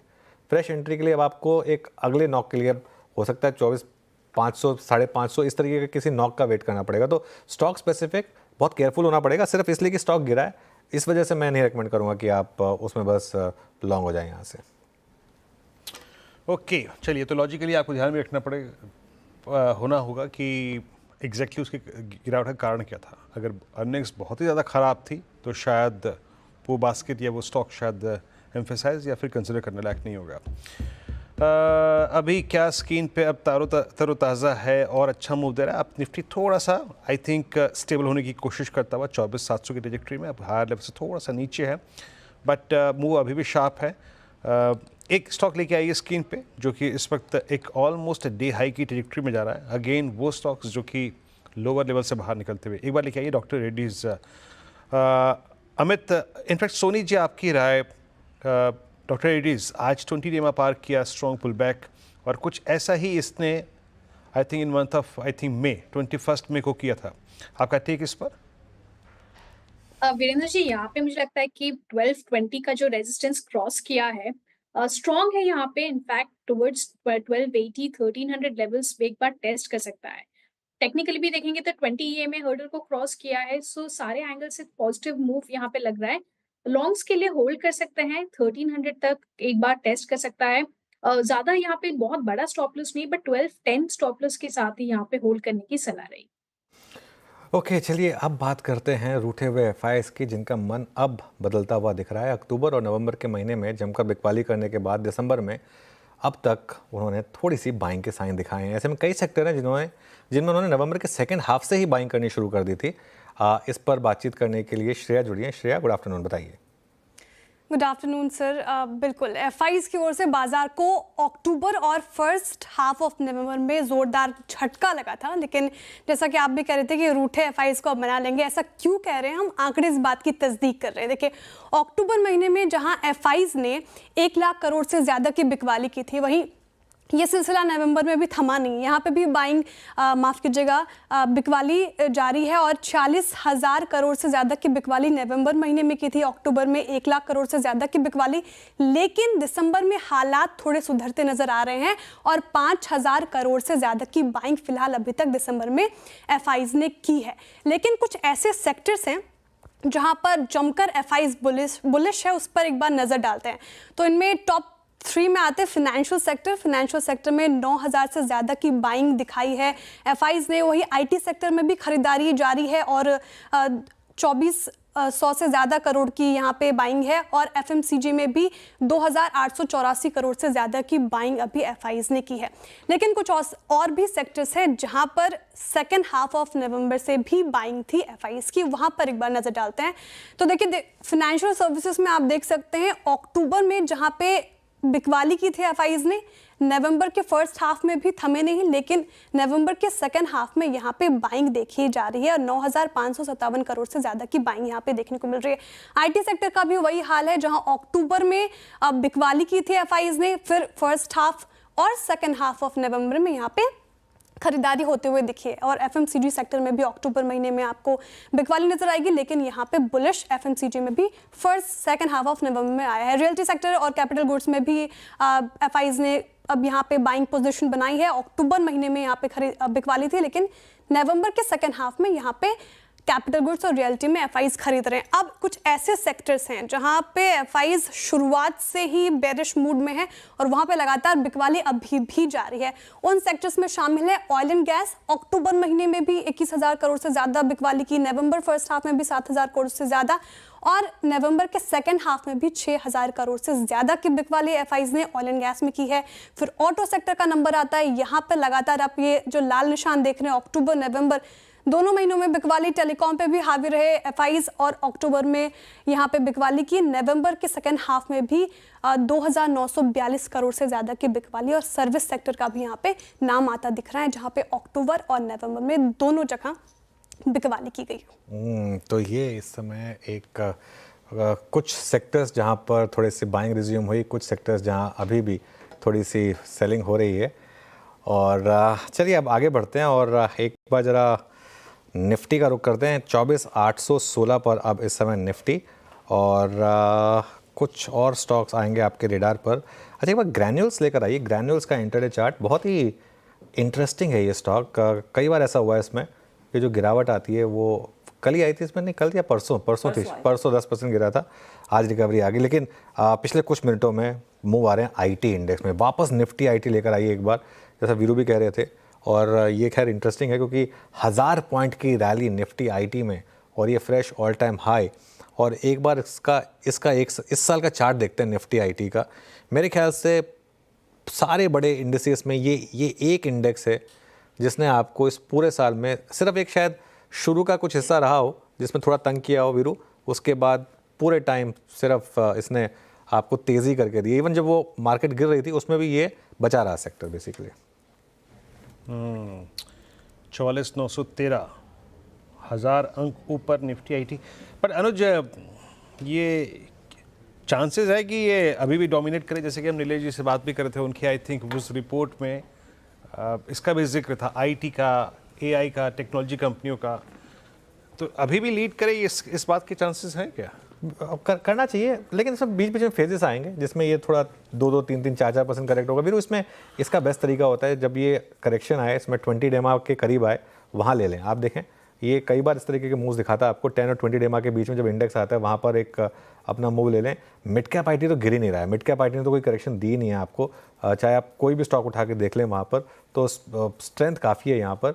और आई थिंक अब ये मार्केट ये अज्यूम कर रहा है कि जो कल पावल साहब ने भी कहा ना कि यूएस इकोनॉमी सरप्राइजिंगली स्ट्रॉन्ग, और इवन वो हर्षदा वो भी एक बहुत बड़ा फैक्टर है क्योंकि at the end of the day इनका सीधा कनेक्शन है यूएस इकोनॉमी से और डॉलर से। तो अगर वो दोनों मजबूत रहने वाले हैं तो आईटी मजबूत रहने वाला है। यूजुअली जो एक लीन क्वार्टर थर्ड क्वार्टर के नंबर्स आते हैं उसमें आई एम होपिंग कि थोड़ी सी कमेंट्री पॉजिटिव होती हुई दिखाई देगी इन सभी कंपनियों की तरफ से। HCL tech of course stand out trade है, इन्फोसिस, टीसीएस सब में तेजी बनती दिखाई दी है। प्रशांत, इनमें से कोई जो आप इस समय हाथों हाथ लेना प्रेफर करेंगे? जी यहाँ पे हर्षा जी मुझे लग रहा है कि एक स्टॉक जो कन्विक्शन दिखा रहा है फिलहाल वो टीसीएस है और ये ऑलमोस्ट 4,470-75 के बीच ट्रेड कर रहा है। मुझे लग रहा है यहाँ पे करीबन 4,400 के नीचे स्टॉप लॉस रख के लॉन्ग जा सकते हैं और टारगेट्स अराउंड स्विंग हाई यानी 4,600 तक। हिस्सों तक एक अपॉर्चुनिटी यहाँ पर साफ बनती दिखाई दे रही है। LNT एक काउंटर स्क्रीन पर रखते हैं क्योंकि वो देखिए ये डे हाई की तरफ बढ़ता हुआ 3884 इसने कुछ ही देर पहले वो ऊंचाई छुई थी, फिर थोड़ा हल्का हुआ, अब फिर अटेम्प्ट कर रहा है शायद उस लेवल को पार करने की। पूरे 2% के गेन्स बनते दिखाई दिए हैं। स्ट्रॉन्गर वॉल्यूम एक्शन पर एक काउंटर ट्रेड करता हुआ इस हफ्ते लगभग 4% का इजाफा दिखा चुका है। इस महीने अगर आप गौर करेंगे तो यहाँ पर अब मोमेंटम उतना ही क्लियरली बन रहा है। सचिन, LNT 3867 पर ये और इसके सामने फिर इसके जो पियर सेट रहता है जो आपका सीमेंस हो, आपका ABB हो, वो कैसे खड़े? सीमेंस आज थोड़ा सा शांत है, लेकिन क्या LNT अब लीडरशिप ले सकता है? हर्षदा, इनफैक्ट मुझे लग रहा है इसकी लीडरशिप अभी भी कंटिन्यूड रहेगी, बिकॉज ओवरऑल अगर हम इसका स्ट्रक्चर देखें तो काफी इंटरेस्टिंग लेवल से इसने एक रिवर्सल दिया था। 3300 के आसपास का बेस इसने रिकन्फर्म किया था एंड वहां से जो मूवमेंट है वो काफी स्विफ्ट हुई है। ओवरऑल स्ट्रक्चर को अगर हम थोड़ा सा डिटेल में देखें तो वीकली चार्ट पे एक ब्रॉडनिंग फॉर्मेशन है जिसका अपर एंड लगभग अराउंड 4200 के आसपास प्लेस्ड है एंड हाल फिलहाल में ही इसने एक बुलिश फ्लैग कंटिन्यूएशन पैटर्न से ब्रेकआउट दिया था जो अच्छे संकेत है एक सेक्युलर बुल रन में कंटिन्यूएशन रखने के। तो मुझे लग रहा है यहाँ पर अभी भी मौका काफी शानदार है, reward to risk opportunity bright है। 4200 के टारगेट के लिए अभी भी इसको अपने पोर्टफोलियो में उतारा जा सकता है। यहाँ से बदलाव तभी होगा अगर स्टॉक 3780 के नीचे की वीकली क्लोजिंग एस्टैब्लिश करेगा, जो मुझे लग रहा है थोड़ी सी कम, जिसकी प्रोबेबिलिटी कम है। तो यहाँ पर अभी भी LNT में फ्रेश लॉन्ग पोजीशंस ऐड करने की सलाह होगी 4200 के पोजिशनल टारगेट के लिए। ओके, तो ये फिलहाल आपके लिए एक अपॉर्चुनिटी 4200 के लिए अभी भी ट्रेड बनता है LNT में। मोमेंटम साफ स्क्रीन पर। चलिए चार का चौका में उतरते हैं। सस्ता ऑप्शन सोनी पटनायक से लेंगे, FNO सुपरस्टार सचिधरन दुत्तेकर हमें बताएंगे, चार्ट का चमत्कार प्रशांत सावंत हमारे साथ हैं और मिड कैप फंडा के लिए धर्मेश कांत की तरफ बढ़ेंगे। सोनी जी बताइए आपका सस्ता ऑप्शन। हर्षदा जी, यहाँ पे सस्ता ऑप्शन में JSW एनर्जी 700 कॉल ऑप्शन दिसंबर सीरीज का यहाँ पे रेकमेंड करना चाहती हूँ। 11 रुपए पे आप ये बाई कर सकते हैं। स्टॉप लॉस यहाँ पे रहेगा 6 रुपए 50 पैसे का। पहला टारगेट है 20 रुपए का, उसके ऊपर सस्टेन करता है तो दूसरा टारगेट 24 रुपए का रहेगा। JSW एनर्जी में आज हम देख सकते हैं कि एक अच्छा रिवर्सल पैटर्न यहाँ पे दिखाई दे रहा है। इनफैक्ट एक rounding bottom formation technical charts पे नजर आ रहा है और जो कॉल ऑप्शन पे हम देख सकते हैं कि बहुत ज्यादा 700 के ऊपर स्ट्राइक्स में बहुत ज्यादा एक्शन बन रहा है। आउट ऑफ द मनी जो आज ओपन इंटरेस्ट ऐड हो रहे हैं ये सब बाइंग की तरफ हो रहा है। विक्स यहाँ पे IVs भी काफी बड़े हुए हैं हायर स्ट्राइक ऑप्शंस पे, सो इसलिए यहाँ पे एक बाइंग एक्शन आउटलुक पॉजिटिव बन रहा है। 700 कॉल ऑप्शन में पार्टिसिपेट कर सकते हैं। ओके, सोनी पटनायक जी का ट्रेड हो गया आज का सस्ता ऑप्शन। चलते हैं अब सचिन जी के पास, आज का FNO सुपरस्टार पिक करने के लिए। सचिन क्या पिक करेंगे आप? वीरेंद्र जी, फोकस भारतीय एयरटेल पे है। काफी अच्छा बेस इसने रिकन्फर्म किया है 1600 के आसपास एंड वहां पर एक रेयर कैंडलस्टिक कंटिन्यूएशन पैटर्न है जिसे हम राइजिंग 3 से जाना डिनोट करते हैं। मुझे लग रहा है यहाँ पर एक अच्छी रिन्यूड स्ट्रेंथ नजर आ रही है इस बेस के आसपास एंड जिस तरीके से 60 मिनट्स चार्ट पे एक चैनल फॉर्मेशन है, मुझे लग रहा है 1665 के टारगेट के लिए यहाँ पर फ्रेश लॉन्ग पोजीशंस ऐड किए जा सकते हैं। स्टॉप लॉस आपको लगभग अराउंड 1592 पे लगाना है on a closing basis and fresh long additions करने की सलाह होगी भारतीय एयरटेल में। प्रशांत आपका ट्रेड क्या रहेगा? हर्षा जी, मुझे यहाँ पे संवर्धन मदरसन काफी अच्छा लग रहा है। 168 167 के आसपास स्पॉट ट्रेड कर रहा है। मल्टीपल डाइवर्जेंसेस एक बेस फॉर्मेशन का इंडिकेशन दे रहे क्लियरली, तो यहाँ पे मैं लॉन्ग जाना चाहूंगा। स्टॉप लॉस रखूंगा करीबन 163.50 163.50। मेरा टारगेट होगा करीबन 177 177 के आसपास। ओके, प्रशांत जी की ट्वीट के बाद चलते हैं अब धर्मेश जी के पास। धर्मेश जी, मिड कैप फंड में क्या पिक कर रहे हैं आप? वीरू, थीम के साथ ही जाना चाहेंगे। बैंकिंग क्षेत्र में काफ़ी अच्छा अट्रैक्शन दिख रहा है और वहाँ पर पब्लिक सेक्टर बैंक्स में 1-2 महीने से हम लोगों ने पॉजिटिव व्यू बना के रखा था, रिकमेंडेशंस भी थी। बैंक ऑफ इंडिया काफ़ी स्ट्रॉन्ग वहाँ पर दिखता है। अगर आप इसके Q1 Q2 के नंबर्स देखें तो दोनों नंबर्स काफ़ी स्ट्रॉन्ग रहे थे।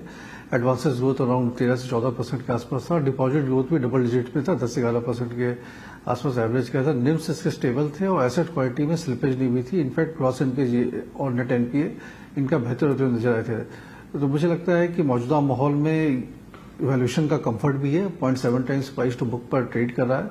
अगर इसको थोड़ी मध्यम अवधि के लिए रखी जाए 3 से 6 महीने के हिसाब से, अगर आपकी होल्डिंग कैपेसिटी है तो 140 से 150 का टारगेट प्राइस निकल के आता है।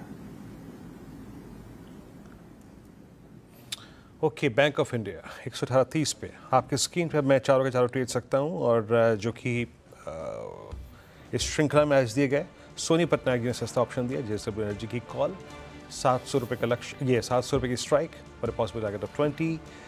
सचिन जी ने आज का FNO सुपरस्टार पिक किया, और वो ट्रेड था भारतीय एयरटेल फ्यूचर्स 1665 के लक्ष्य के लिए 1592 का स्टॉप लॉस, और चार्ट के चमत्कार प्रशांत जी ने पिक किया सब मदसन करीब 170 के लक्ष्य के लिए, और उसके बाद धर्मेश कांत मिड कैप फंडा, और इनकी कॉल थी आज बैंक ऑफ इंडिया।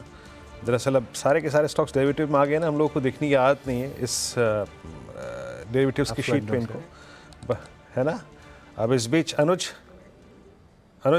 निफ्टी अब वो एक्स्ट्रा प्रीमियम ऊपर से थोड़ा सा निकलता हुआ है ना, 200 पॉइंट। वो लॉजिकल टारगेट था 24,800 का, और आई थिंक हमारी बात भी हुई थी कि 24,800 पर अब अगर आप चाहें तो कुछ प्रॉफिट बुक कर सकते हैं, और अब अगली डिप का वेट करिए। तो आई थिंक वो बिल्कुल सही टाइम पर एक वो व्यू लिया गया था कि 24,800, क्योंकि इस मूव का वो 50% पर रिट्रेसमेंट का लॉजिकल टारगेट था, और वहाँ पर मुझे लग रहा है काफ़ी हद तक प्रोग्राम प्रॉफिट बुकिंग आई है यहाँ पर। और बैंक निफ्टी देखिए आप, जो बैंक निफ्टी 600 650 पॉइंट ऊपर था, अब वो सिर्फ 200 पॉइंट ऊपर रह गया, और ऊपरी लेवल से करीब करीब 400 पॉइंट बैंक निफ्टी फिसला है।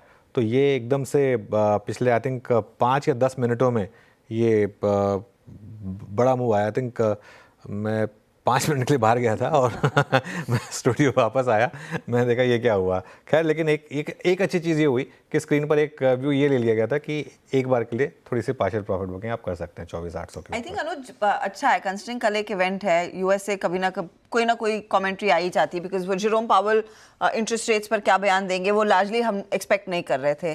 तो जितना थोड़ा सा हल्का होके जाएंगे उतना बेहतर। कल अब डिसअपॉइंटमेंट हो गया तो और फिर चिंता, अज्यूमिंग CRR कट भी ना दे। प्लस ये ना, ये आई थिंक एक और चीज़ जो आपको अब समझनी होगी, अब वीकली एक्सपायरी ख़त्म हो चुकी है सारी की सारी, अब सिर्फ थर्सडे को वीकली एक्सपायरी होगी। तो जो बड़े प्लेयर्स हैं उनको जो 4 दिन की वॉलेटिलिटी वो एक ही दिन में क्रिएट करनी है ना, तो वो 4-5 दिन की वॉलेटिलिटी सारी की सारी अब एक थर्सडे को आके सिमट जाएगी, क्योंकि बाकी दिन तो अब उतनी वॉलेटिलिटी होती नहीं है। तो थर्सडे को, पिछला थर्सडे भी आपको याद होगा कितना वॉलेटाइल था, उसके बाद से मार्केट में एक अच्छा ट्रेंडिंग मूव रहा। आज भी देखिए, अब ये सारी की सारी जो एक्सपायरीज आपने क्रंच कर दी एक एक्सपायरी में, तो वो थोड़ी सी मुझे लग रहा है कि आज वो एक्सपायरी मैजिक भी प्ले आउट हो रहा है यहाँ पर। अगर आपने यहाँ पे आज कॉल चेज कर ली हायर लेवल पर, तो आप फंस गए, है ना। हाँ, वो तो एकदम स्क्वीज हो जाएंगे, वो एकदम से गिरा होगा उसका प्रीमियम, बिल्कुल। लेकिन कुछ है इंटरेस्टिंग ट्रेड्स अभी भी आपको दिखाई दे रहे हैं। मेरी नज़र में इनफैक्ट एक और स्टॉक आ रहा है जिसमें थोड़ा सा मोमेंटम लौट रहा है। M&M रखिएगा स्क्रीन पर। आई एम नॉट श्योर इस पर पहले आप लोग बात कर चुके हैं या नहीं। मारुति पर बात कर रहे थे, 3062 के आसपास के लेवल्स। गाबा जी, कंसिडरिंग है फिर से 3000 वाले ट्रैजेक्टरी में आ चुका है, और आज सुबह में रफली इसने 3100 का लेवल भी छुआ। अब यहाँ से कितनी और तेजी के दरवाजे M&M के लिए खुल रहे हैं, इरिस्पेक्टिव ऑफ द फैक्ट वो B60 को लेकर जो भी कंट्रोवर्सी हो ना हो, इनको उसके लिए पैसे देने पड़े ना देने पड़े, आई डोंट नो ये एमिकेबल सोल्यूशन आएगा इंडिगो के साथ, या फिर कोई इनको डैमेजेस पे करने पड़ सकते हैं, जो यूजुअली अमेरिका में ऐसे होता है। क्या करेंगे आप, क्या लेवल्स देख रहे हैं? देखो ये थर्ड अटेम्प्ट है एक अपमूव के लिए 3100 के आसपास, और इस अटेम्प्ट में मोमेंटम थोड़ा स्लो डाउन हुआ है, लेकिन स्ट्रक्चर ठीक है। तो 3000 एक स्ट्रॉन्ग सपोर्ट जोन है, जब तक 3000 बरकरार है अपसाइड हम कह सकते हैं कि अपमूव ऑन है, लेकिन स्लो डाउन ऑफ मोमेंटम देखा गया है। शायद कल भी एक पास हो जाए, परसों शायद एक अपमूव आ सकते हैं M&M में। ओके, मीनवाइल एक हमको ब्रेक लेने की ज़रूरत है, उसके बाद हमारे साथ हमारे अगले एक्सपर्ट अभय अग्रवाल जी तैयार हैं। मैं होप कर रहा हूँ कि जितनी देर में हम ब्रेक से लौट कर आएँ निफ्टी रेड में ना आ जाए। चलिए ब्रेक लेकर वापस आते हैं।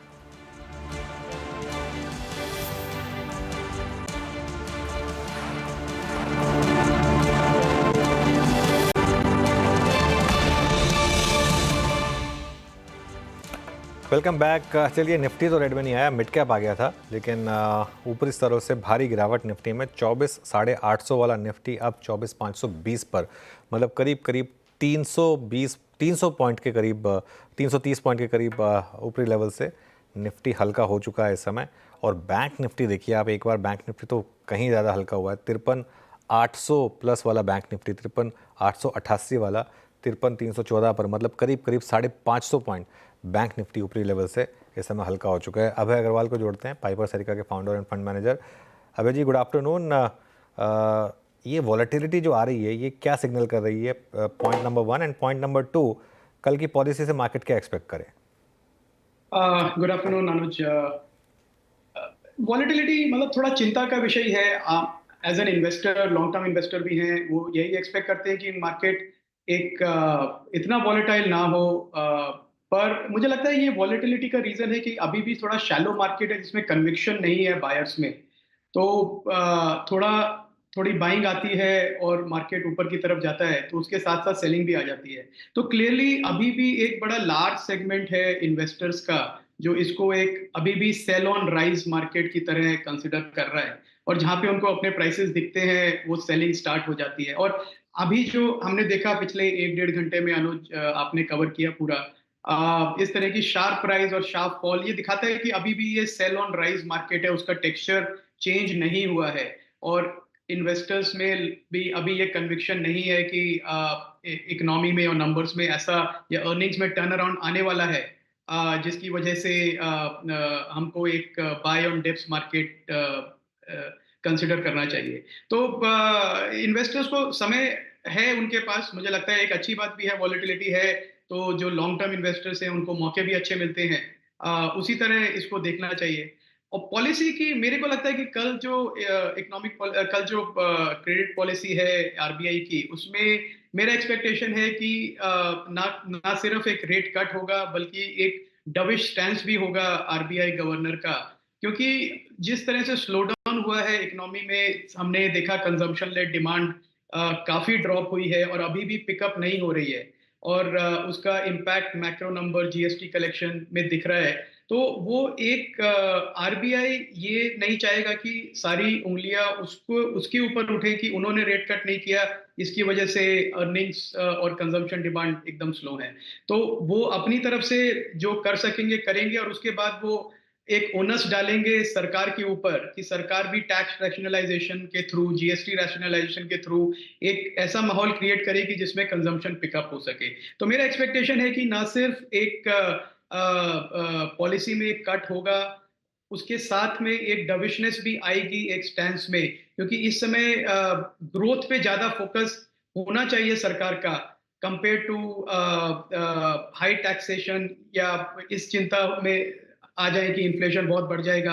आई थिंक इम्पोर्टेंट ये है कि प्राइवेट कैपेक्स को स्टार्ट करें, तो उसके लिए एक रेट कट का एनवायरनमेंट बना हुआ है, और मुझे लगता है उसी डायरेक्शन में आरबीआई भी जाएगा।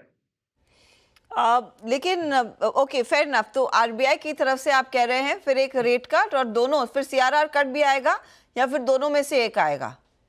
ये सीआरआर कट तो मुझे लगता है गिवन है, वो 25 बेसिस पॉइंट का सीआरआर कट वो आरबीआई के लिए बहुत इजी है और एक सिग्नलिंग भी है।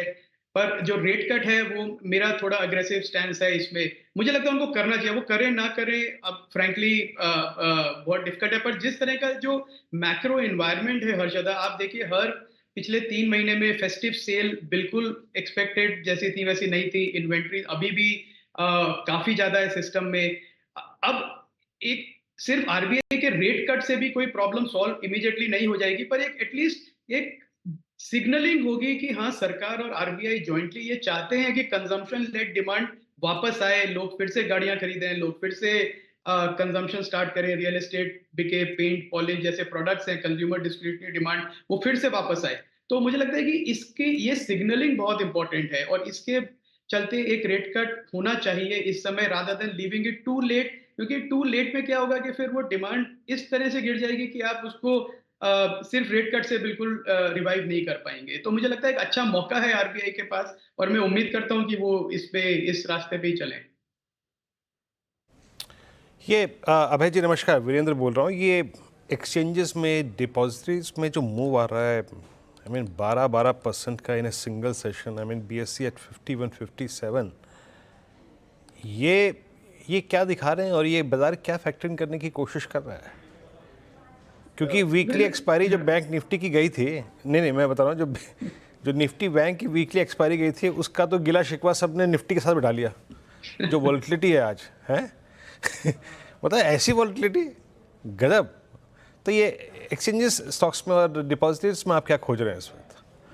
नहीं, देखिए हमने तो काफी समय से खोजा हुआ है वीरेंद्र, पहले भी हमारी बात हो चुकी है आपके साथ कि एक सेगमेंट है मार्केट का जिसको हमने पिछले 5 सालों से अपने पोर्टफोलियो में एक एलोकेशन करके रखा है, जिसको हम कहते हैं कैपिटल मार्केट इंफ्रास्ट्रक्चर कंपनीज। और उसमें 3 कैटेगरीज आती हैं। एक तो है डिपॉजिटरीज, जिसमें 2 ही हैं, एनएसडीएल, सीडीएसएल लिस्टेड है। दूसरा है एक्सचेंजेस, उसमें बीएससी एक्सचेंज है, एक लिस्टेड है इक्विटी में, और एमसीएक्स लिस्टेड है। और तीसरा एनएसई है, वो अभी लिस्टेड नहीं है। और फिर ब्रोकरेजेस में आप देखें, एंजल वन एक बड़ा ब्रोकिंग हाउस है जो लिस्टेड है। बाकी जीरोधा, ग्रोवेक्स अब ये लिस्टेड नहीं है।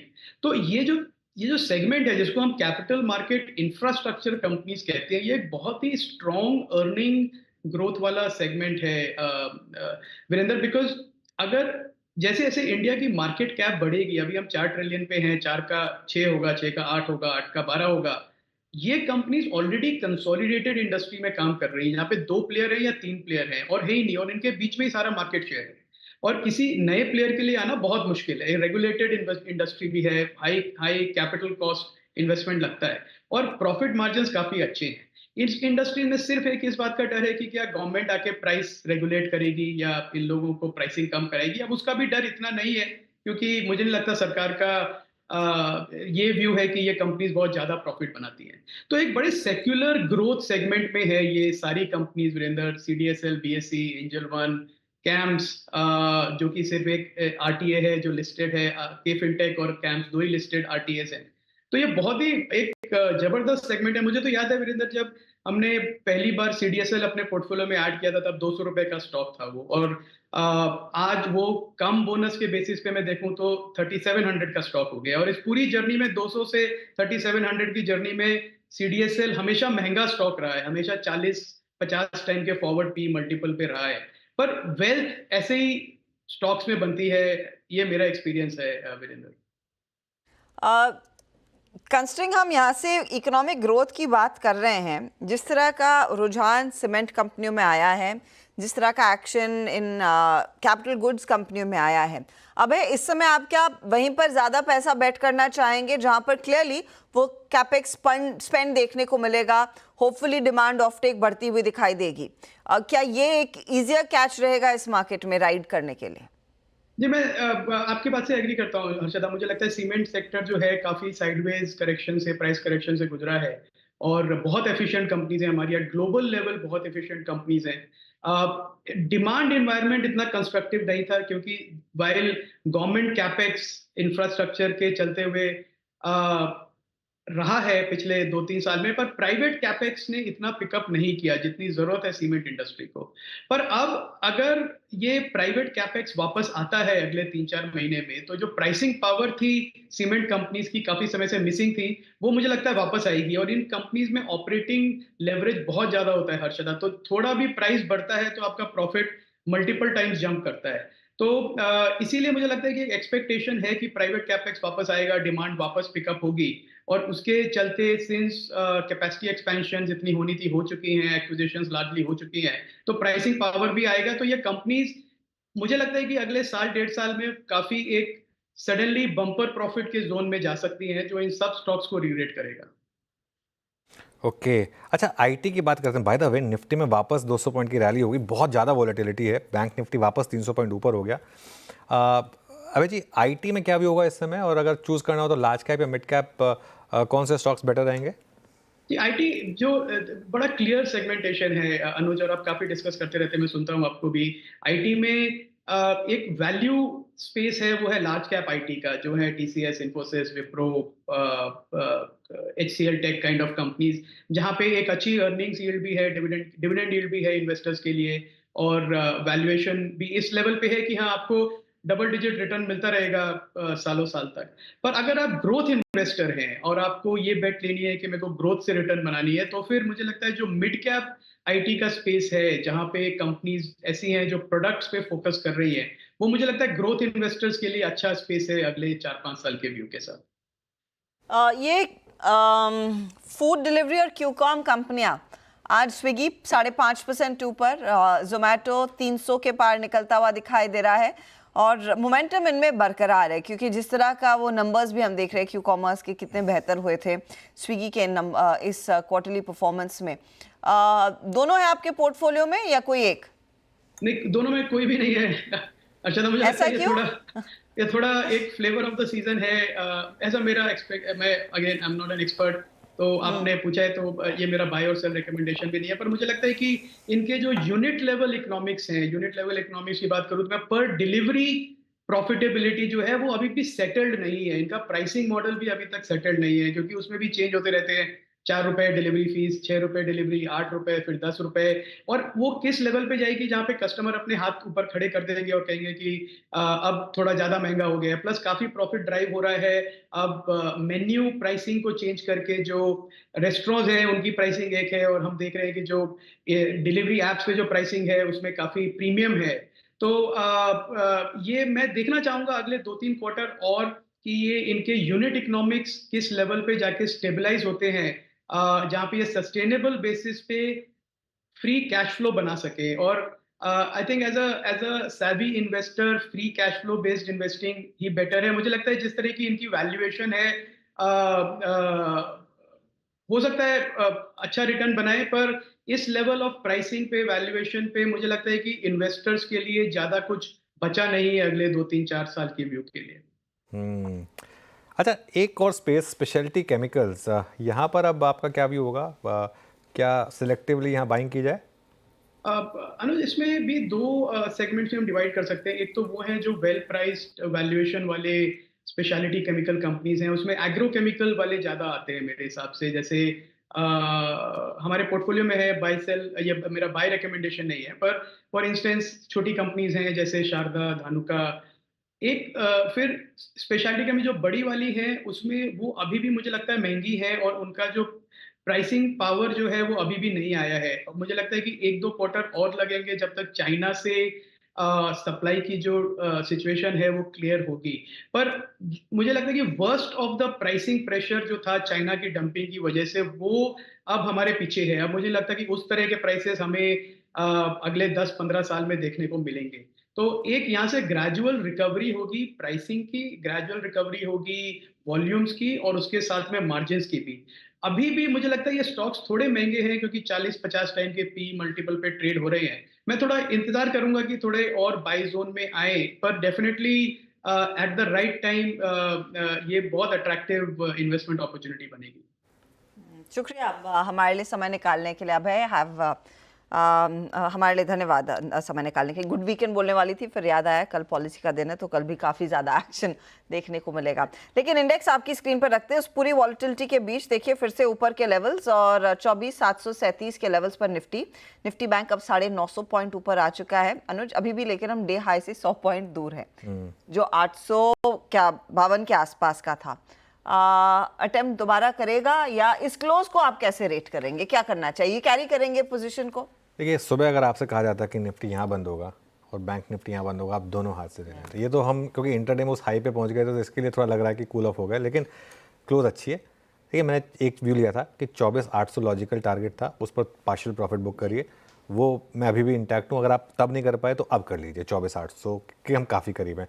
पार्शियल प्रॉफिट बुक कर लीजिए, बाकी की जो पोजीशन है हाफ बुक कर लीजिए, बाकी की जो हाफ है उसको आप हेज करिए, क्योंकि एक बड़ा इवेंट है हमारे सामने, आरबीआई की मॉनेटरी पॉलिसी। उसके ऊपर मुझे लग रहा है कि काफ़ी कुछ डिपेंड करेगा।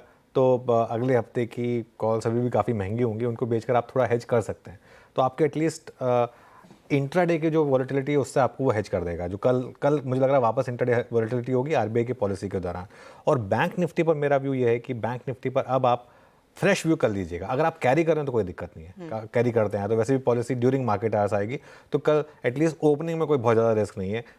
पॉलिसी 9:45 बजे से आएगी, 10 बजे से, तो वो आपके पास मौका कल भी रहेगा। लेकिन फ्रेश अगर आप एंट्री करना चाहते हैं ना, एक बार पॉलिसी देख लें, उसके बाद फिर व्यू लें। लेकिन क्लोज अच्छा है, क्लोज में कोई दिक्कत नहीं है, प्रोवाइडेड यहाँ बंद हो जाए। अभी 17 मिनट बाकी हैं। जिस तरीके की मार्केट में पिछले 40 मिनट्स में स्विंग्स आई हैं, हु नोज, एक और जेन स्ट्रीट या कोई एक और वो मिलेनियम बैठा हो कहीं पर और कुछ प्लानिंग कर रहा हो, तो यू नेवर नो। तो लेकिन उसके अलावा मेरे ख्याल से क्लोज ठीक है। चलिए कल की तैयारी करते हैं और यतिन के पास चलते हैं, फिर BTST कॉल्स लेंगे। Yatin, good afternoon. Dealing room में क्या पिकअप किया? तो आज चर्चा तो जेन स्ट्रीट की चल रही है और वो आपका पुराना वीडियो भी एक रीसर्फेस हुआ है जहाँ ये ऑप्शन वॉलेटिलिटी, मार्केट वॉलेटिलिटी की बात होती है। तो टिपिकली यहाँ छोटे ट्रेडर्स फंसते हैं, तो कहीं ना कहीं ये भी दिमाग में रखना चाहिए कि एक्सपायरी के दिन स्टॉप लॉस अगर ना लगाया हो तो बहुत दिक्कत वाली बात हो सकती है। दो स्टॉक्स बहरहाल जो आज डीलिंग रूम्स के फोकस में है। सबसे पहले बात करते हैं पेटीएम की, जहाँ डीलर्स जो है एक पॉजिटिव टोन के साथ यहाँ खरीदारी कर रहे हैं। इनफैक्ट उनको लगता है कि 970, 985 तक के टारगेट्स यहाँ देखने को मिल सकते हैं और यहाँ एक पोजिशनल खरीदारी की सलाह दे रहे हैं। आज ओपन इंटरेस्ट 16% बढ़ा है, न्यू एफएनओ एंट्रेंट है, तो यहाँ थोड़ी बहुत खरीदारी देखने को मिल रही है और डीलर्स थोड़ा खरीदारी का मूड बना रहे हैं।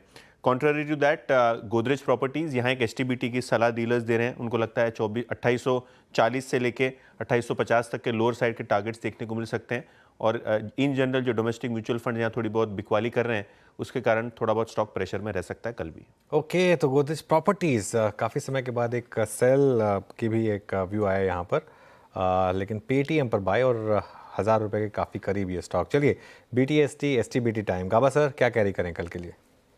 लॉन्ग साइड, और स्टॉक का नाम है ट्यूब इन्वेस्टमेंट्स। मेरे ख्याल से ट्यूब इन्वेस्टमेंट्स ये स्टॉक का नाम है। TI इंडिया ट्रेड कर रहा है 3760, स्टॉप होगा 3740, करीब 40 रुपए का। टारगेट 3900, मुझे लगता है वहां तक जाना चाहिए ट्यूब इन्वेस्टमेंट्स। ओके, तो ट्यूब इन्वेस्टमेंट्स में एक अपॉर्चुनिटी बन रही है। सोनी, आपका ट्रेड? श्रद्धा जी, यहाँ पे BTST हुडको पे रेकमेंड करना चाहती हूँ। डे हाई पे ट्रेड कर रहा है स्टॉक और अच्छे सपोर्ट 240 से टर्न अराउंड दिखाई दे रहा है। फ्यूचर्स में ले सकते हैं हुडको, करीबन 245 के यहाँ पे चल रहा है। 240 यहाँ पे स्टॉप लॉस रहेगा, 252 और 255 के टारगेट्स रहेंगे। ओके, हुडको 244 पे मेरे ख्याल से कल 10 बजे के कार्यक्रम में भी आपने सोनी जी हुडको रिकमेंड किया था, वहाँ मेरे ख्याल से 240 पे रिकमेंड किया था आपने। It's now 4365। हमें जी आपके कैरी करेंगे? जी विनय जी, मैं इन्फोसिस लेके जाऊंगा। 1938 का करंटली इसका प्राइस है। स्टॉप लॉस रहेगा लगभग 1915 का और टारगेट्स हमारे रहेंगे 1975 रुपए के। प्रशांत जी, आपका BTST ट्रेड कल के लिए? प्रशांत जी, सॉरी, अनम्यूट करिए। जी वेरी सॉरी। टाटा मोटर्स में एक बेस फॉर्मेशन हो रहा है और मुझे लग रहा है यहाँ पे 20 दिनों के एवरेज के ऊपर क्लोजिंग मिल रही है। सो ये मेरा लॉन्ग रिकमेंडेशन होगा 795, 795 पे स्टॉप लॉस रखेंगे डे लो के करीब, यानी 780, 780। टारगेट्स होगा 830 से लेके 835। ओके, मीनवाइल निफ्टी वापस अब 24750 पर। हालांकि बैंक निफ्टी अभी भी थोड़ा सा दूर है डे हाई से, लेकिन निफ्टी करीब ऑलमोस्ट 100 पॉइंट के बैंड में आ गया उस डे हाई के, और बैंक निफ्टी में अभी भी करीब थोड़ा सा डिस्टेंस बाकी है। एक तो स्टॉक्स और देखते हैं जहाँ पर थोड़े से मूव्स आ रहे हैं। एक बार वोडाफोन आइडिया लेकर आइए, और वोडाफोन आइडिया अब टॉप लूज़र FNO का, और अगेन हर्षदा आज इसने एक और आपको वापस मैसेज दे दिया है कि ये हर रैली में निकलने वाला स्टॉक है। और आज सुबह मैंने बात की थी कि आज की रैली शायद आपको एक और मौका दे रही है अगर आप फंसे हुए हैं तो उसमें से निकलने के लिए, और कभी भी इस स्टॉक को गैप अप में मत चेस करिए क्योंकि ये फिर आपको दोबारा फंसा देगा स्टॉक। ये वो एंडलेस पिट आप जिसे कहते हैं ना, वो वैसा है। जितना भी आप पैसा झोंकते जाओ कुछ हो नहीं रहा है और वो स्टॉक आपको नुकसान ही करके दे रहा है। एक तो और ट्रेड्स जिस पर एक बार पर्सपेक्टिव ले लिया जाए, कुछ देर पहले ऑफ कोर्स हमने IGL को नीचे फ्लैश होते देखा, वो बोनस इशू पर 6% भागा है, लेकिन MGL जैसे trades, I think Gujarat gas जैसे ट्रेड्स में भी एक कमबैक देखने को मिला है। इस ट्रेड को राइड करने वाली स्थिति है या नहीं अमित? गुजरात गैस आपके सामने 1% ऊपर, लेकिन IGL में ज्यादा ऑफ कोर्स वो बोनस के चक्कर में 6% की तेजी लोगों ने कर ली है। जी मैम, डेफिनेटली नीचे के लेवल से इन तीनों स्टॉक्स में हम रिवर्सल देख रहे हैं, और स्पेशली अगर हम IGL और MGL की बात करें तो यहाँ पे ऑलमोस्ट एक गैप फिल हो रहा है।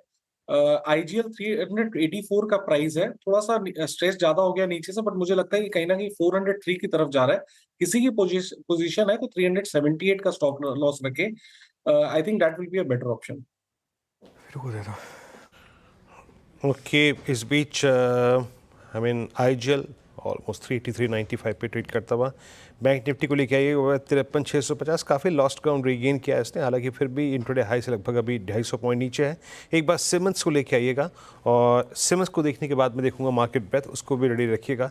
सिमंस आज करीब 7805 पे, कैपिटल गुड्स में LNT और सिमंस दोनों, लेकिन LNT का मूव ज़्यादा शार्प था।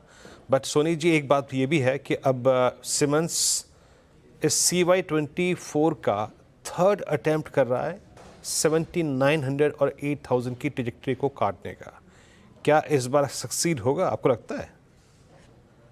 वीरेंद्र जी, मुझे लगता है कि करंट प्राइस से थोड़ा सा प्रॉफिट बुकिंग नजर आ सकता है।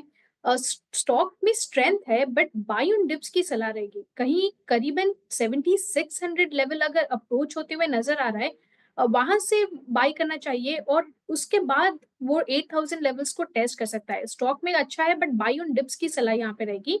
स्ट्रेंथ यहाँ पे अच्छा है, और जो इम्पोर्टेंट सपोर्ट या स्टॉप लॉस के तौर से यहाँ से देखना चाहिए वो 7400 का रखना चाहिए। So buy on dips toward 7600, 7400 stop loss, और फिर 8000 टारगेट्स दिसंबर सीरीज में देख सकते हैं।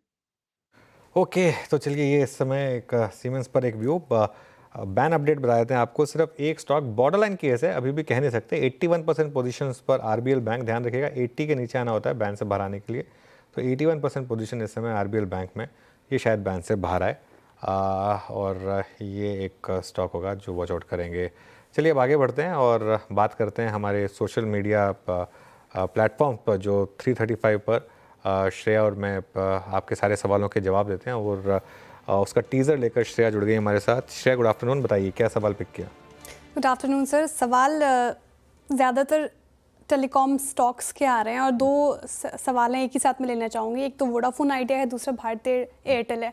वोडाफोन पे कल खबर आई थी कि वोडाफोन PLC ने इंडस्टार में 3% स्टेक बेच दिया है डेट रीपे के लिए, लेकिन आज स्टॉक पर कुछ खास असर दिखा नहीं, 3.5% से ज़्यादा लुढ़क गया। क्या रहेगा सर वोडाफोन पे आपका टेक? बिल्कुल शायद, आई थिंक मैं अभी आपके स्टूडियो आने से पहले ये एक्सप्लेन कर रहा था वोडाफोन आइडिया पर। मेरा टेक जग जाहिर है कि ये अब एक ऐसा स्टॉक है जिसमें आपको जब भी रैली मिले, अगर आप फंसे हुए हैं तो एग्जिट करिए।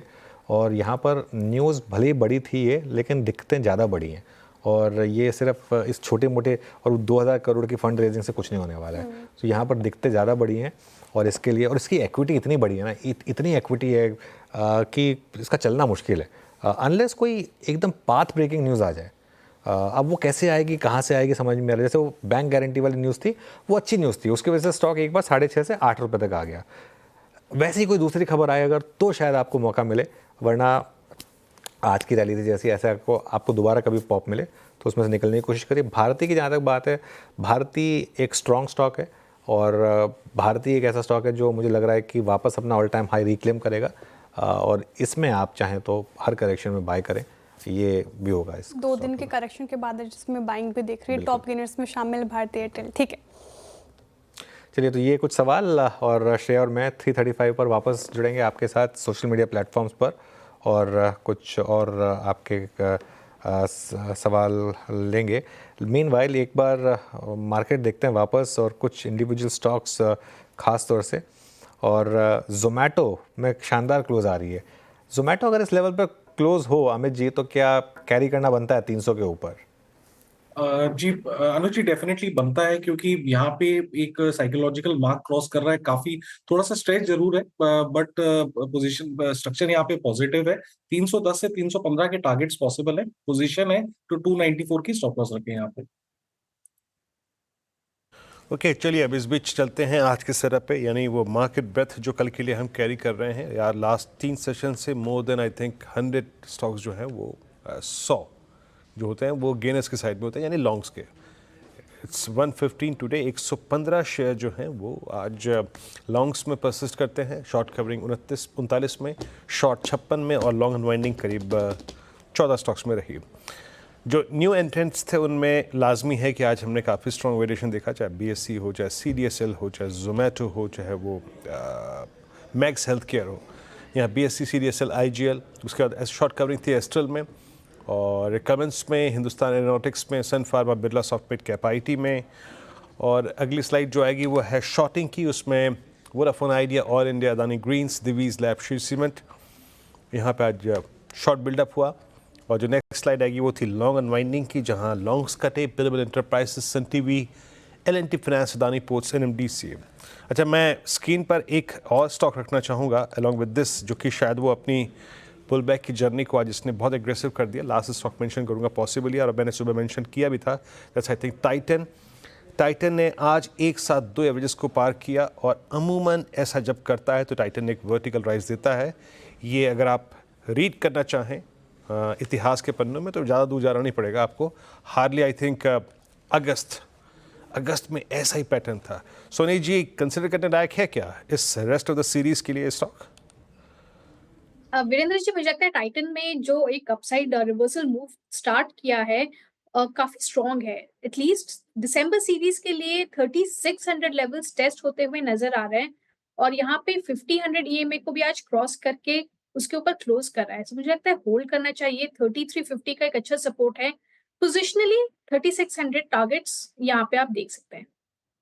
वीरू, बहुत सही स्पॉटिंग है आपकी। और ये जो आप कह रहे थे ना, जहाँ सबसे ज़्यादा शॉर्ट्स हैं, क्या उनमें फोकस किया जाए, ये उस कैटेगरी में आएगा जिसमें एक वन ऑफ शायद था, जो नंबर्स ख़राब थे, वो उसका इम्पैक्ट था, वो जो ड्यूटी का इम्पैक्ट था वो था, उस वजह से स्टॉक शायद गिरा था। और जैसा आपने कहा, तो ये आज इसका चार्ट आज बेहतरीन लग रहा है। और हालांकि इस हफ्ते 6% चल चुका है, ध्यान रखिएगा आज के मूव को मिलाकर। लेकिन इसमें क्या है ना, अभी भी 12% दूर है अपने हाई से, तो हो सकता है। और पिछले 1 साल में भी स्टॉक कोई बहुत ज़्यादा नहीं चला है, इसके मुकाबले कल्याण देखिए कहाँ का कहाँ निकल गया। ये हो सकता है इस तरीके के स्टॉक्स पर अगर आप चाहें तो फोकस करें। कि 12 मंथ का चार्ट देखिए, -2.6%, तो ऐसा भी नहीं कोई बहुत ज़्यादा चला हुआ स्टॉक है। तो मोमेंटम के हिसाब से ऐसे स्टॉक्स को आप वॉच आउट कर सकते हैं। बिल्कुल टाइटन 3456 पे। और देखिए, अब हम ट्रेड्स तो नहीं लेंगे, बट कल की जो तैयारी कर रहे हैं उसमें मेंशन कर देते हैं स्टॉक जो कि आज कल के लिए बहुत अच्छे सेटअप को और ऑप्शन एक्टिविटी को अपने साथ कैरी कर रहे हैं। एक बार आप टाटा पावर लेके आइएगा, जिसे कहते हैं ना ऑन द एज, बिल्कुल किनारे पे। बिल्कुल अगर आप देखें तो शायद एक ऐसे किनारे पे जहां से कंसिडर किया जा सकता है। हालांकि कंसिडर हम कल मॉर्निंग में करेंगे, but it's a close above all moving averages. और अगर मैं थोड़ा सा यहाँ पे एक इंडिकेटर को और यूज़ करूँ तो वॉल्यूम्स उतने अगर आप देखें प्रभावशाली नहीं है, बट ठीक है, वॉल्यूम्स ऐसा भी नहीं निर्धारित हो, बट इट्स गुड। और ये ऑलमोस्ट अपनी 27 सितंबर से लेके आज की तारीख तक जितने भी सेशन रहे उस स्लोपिंग डाउनवर्ड चैनल को काटने की तैयारी करता हुआ। और एक स्टॉक जो कि शायद आज सुबह सुबह हमने कई बार डिस्कस किया था कि एक फ्लैग, बड़े फ्लैग को आई थिंक भेदता हुआ ये stock, look at Chambal fertilisers. आज ये इस दौर की हाईएस्ट ट्रजेक्ट्री में, याद रखिएगा, not exact it all time high, highest trajectory में, जो कि परसिस्ट करती है करीब करीब यही 540 से लेकर 560 के बीच में, वहाँ जाके क्लोज होता हुआ। क्या खूबसूरत, क्या शानदार, क्या स्ट्रॉन्ग क्लोज चंबल फर्टिलाइजर्स के लिए 547 पे। हम इसको चेस कर रहे हैं करीब करीब 490 से, नाउ इट्स 547। खैर, ये हो गया। और हमने जितने भी पुल बैक ट्रेड्स की बात करी उसमें एक स्टॉक को कतई मत भूलिएगा, दैट्स आई थिंक ट्रेंट 7016 पे। ये भी एग्जैक्टली टाटा पावर की तरह एच पे सारे एवरेज को पार करने के बाद आज 7027 पे क्लोज होता हुआ। Anuj, over to you for closing. बिल्कुल, खैर 3 मिनट बाकी है मार्केट क्लोजिंग में, लेकिन एक चीज़ मैं ज़रूर ऐड करूँगा कि क्लोज बढ़िया है। क्यों? क्योंकि एक 245 पे जो मूव आया था उसको देख के लग रहा था कि कहीं पूरा कोलैप्स ना हो जाए, कहीं निफ्टी रेड में ना आ जाए। उसके हिसाब से जो आखिरी में वापस इस मार्केट ने मूव दिखाया, और अब ये मान के चलते हैं कि 24,700 के ऊपर का क्लोज हमको देखने को मिल रहा है, तो एक क्लोज अच्छा है। अच्छा, मिड कैप और स्मॉल कैप में भी ठीक ठाक तेज़ी रही। हालांकि आज एडवांस डिक्लाइन जो है वो ऑलमोस्ट बराबर का ही मामला रहा अभी भी, आज भी एडवांसेस के फेवर में ही, लेकिन उतना पॉजिटिव नहीं था जितना पिछले 4-5 दिनों से था। हालांकि इंडेक्स ठीक ठाक मजबूती के साथ बंद हुआ था, लेकिन एडवांस डिक्लाइन देखिए आपकी स्क्रीन पर। बीच में तो एक बार के लिए रेड ऊपर भी आ गए थे, लेकिन ठीक है, फिर भी मामला इसमें कोई खास दिक्कत का नहीं। चलिए अब वॉल पर चलेंगे और जानेंगे आज की मार्केट क्लोज को। 257 पॉइंट निफ्टी ऊपर, यानी 1% का मूव 24,725 पर। शानदार क्लोज। आज का सबसे बड़ा स्टार था निफ्टी आईटी। इंट्राडे में एक बार के लिए तो हम 1000 पॉइंट ऊपर थे, लेकिन टुवर्ड्स द एंड थोड़ी सी प्रॉफिट बुकिंग आई, लेकिन फिर भी 850 पॉइंट ऊपर, 2% का मूव निफ्टी आईटी में इस समय। शानदार मूव। निफ्टी बैंक थोड़ा सा रिलेटिव अंडर परफॉर्मर था, लेकिन ये भी था ऊपर 2.5%, करीब 350 पॉइंट यहाँ पर आए। मिड कैप इंडेक्स 0.6% ऊपर था। आज स्मॉल कैप में आउट परफॉर्मेंस थी कंपेयर टू मिड कैप्स, ये करीब 0.8% ऊपर था। एडवांस निकल, जैसे मैंने कहा, बहुत ज़्यादा गैप नहीं था, लेकिन फिर भी ज़्यादा बढ़ने वाले शेयर थे। 1275 बढ़ने वाले शेयर थे, उसके सामने 1145 गिरने वाले शेयर थे। चलिए सेक्टोरल हीट मैप देखते हैं अब जरा आज का मार्केट का। और मार्केट का सेक्टोरल हीट मैप देखिए, सिर्फ 2 सेक्टर थे जो थोड़े से रेड में थे, निफ्टी PSU बैंक और Nifty real estate index. Otherwise बाकी सारे के सारे सेक्टर्स शानदार तेजी में थे। हमने ऑलरेडी डिस्कस कर लिया, IT क्लियरली आज का सेक्टर ऑफ द डे था, करीब 0.25% ऊपर था ये यहाँ पर। उसके अलावा निफ्टी बैंक और निफ्टी फाइनेंशियल्स यहाँ पर भी 0.6-0.7% के मूव्स आए। निफ्टी मेटल्स 0.5% ऊपर था, FMCG 0.5% ऊपर था, ऑयल एंड गैस 0.7% ऊपर था, और उसके अलावा ऑटोज़ और कैपिटल गुड्स यहाँ पर भी हल्की सी तेज़ी दिखाई दी आपको 0.5% की। निफ्टी का हीट मैप देखते हैं, और in terms of contribution clearly TCS, Infosys, ICICI bank, ये 3 स्टॉक्स थे जिन्होंने सबसे ज़्यादा कंट्रीब्यूट किया। टॉप गेनर था ट्रेंट और टाइटन, दोनों स्टॉक्स जो जहाँ करेक्शन आ चुकी है काफ़ी, यहाँ पर अच्छी खासी रिकवरी थी आज। Doctor Reddy's, Bharti Airtel, Wipro, ICICI bank, ये कुछ और स्टॉक्स थे, Larsen and Toubro, Kotak Mahindra bank. Reliance में अच्छा हुआ, इनफैक्ट रिलायंस ने काफ़ी सपोर्ट किया आज मार्केट को, करीब 1% ऊपर था। Axis bank, Apollo hospitals, Maruti, Adani ports, ये कुछ और स्टॉक्स थे जहाँ पर आज आपको तेज़ी देखने को मिली। इसमें आप ऐड कर दीजिए ITC, कुछ हद तक HDFC बैंक। नीचे क्या था, थोड़ी सी प्रॉफिट बुकिंग थी आज लाइफ इंश्योरेंस स्टॉक्स में, SBI लाइफ और HDFC लाइफ, दोनों करीब 1 से 1.5% नीचे थे। बजाज ऑटो की करेक्शन रुकी नहीं रही है, ये स्टॉक 12,000 से गिरना शुरू हुआ है, अब 9,000 पर भी नहीं रुक रहा है, 8,900 पर बजाज ऑटो आया। उसके अलावा NTPC, ग्रासिम और श्रीराम फाइनेंस, कुछ और स्टॉक थे जहाँ पर आज थोड़ी सी प्रॉफिट देखने को मिली। जी हाँ, तो एक शानदार क्लोज निफ्टी के लिए। और एक बात और है, जब निफ्टी 53,604 पे निफ्टी बैंक और 24,702 पर, हमें शायद अनुज वो जो निफ्टी बैंक के ट्रेडर थे ना वीकली वाले, वो लग रहा है सबका तबका जो है वो अब निफ्टी में घुस चुका है।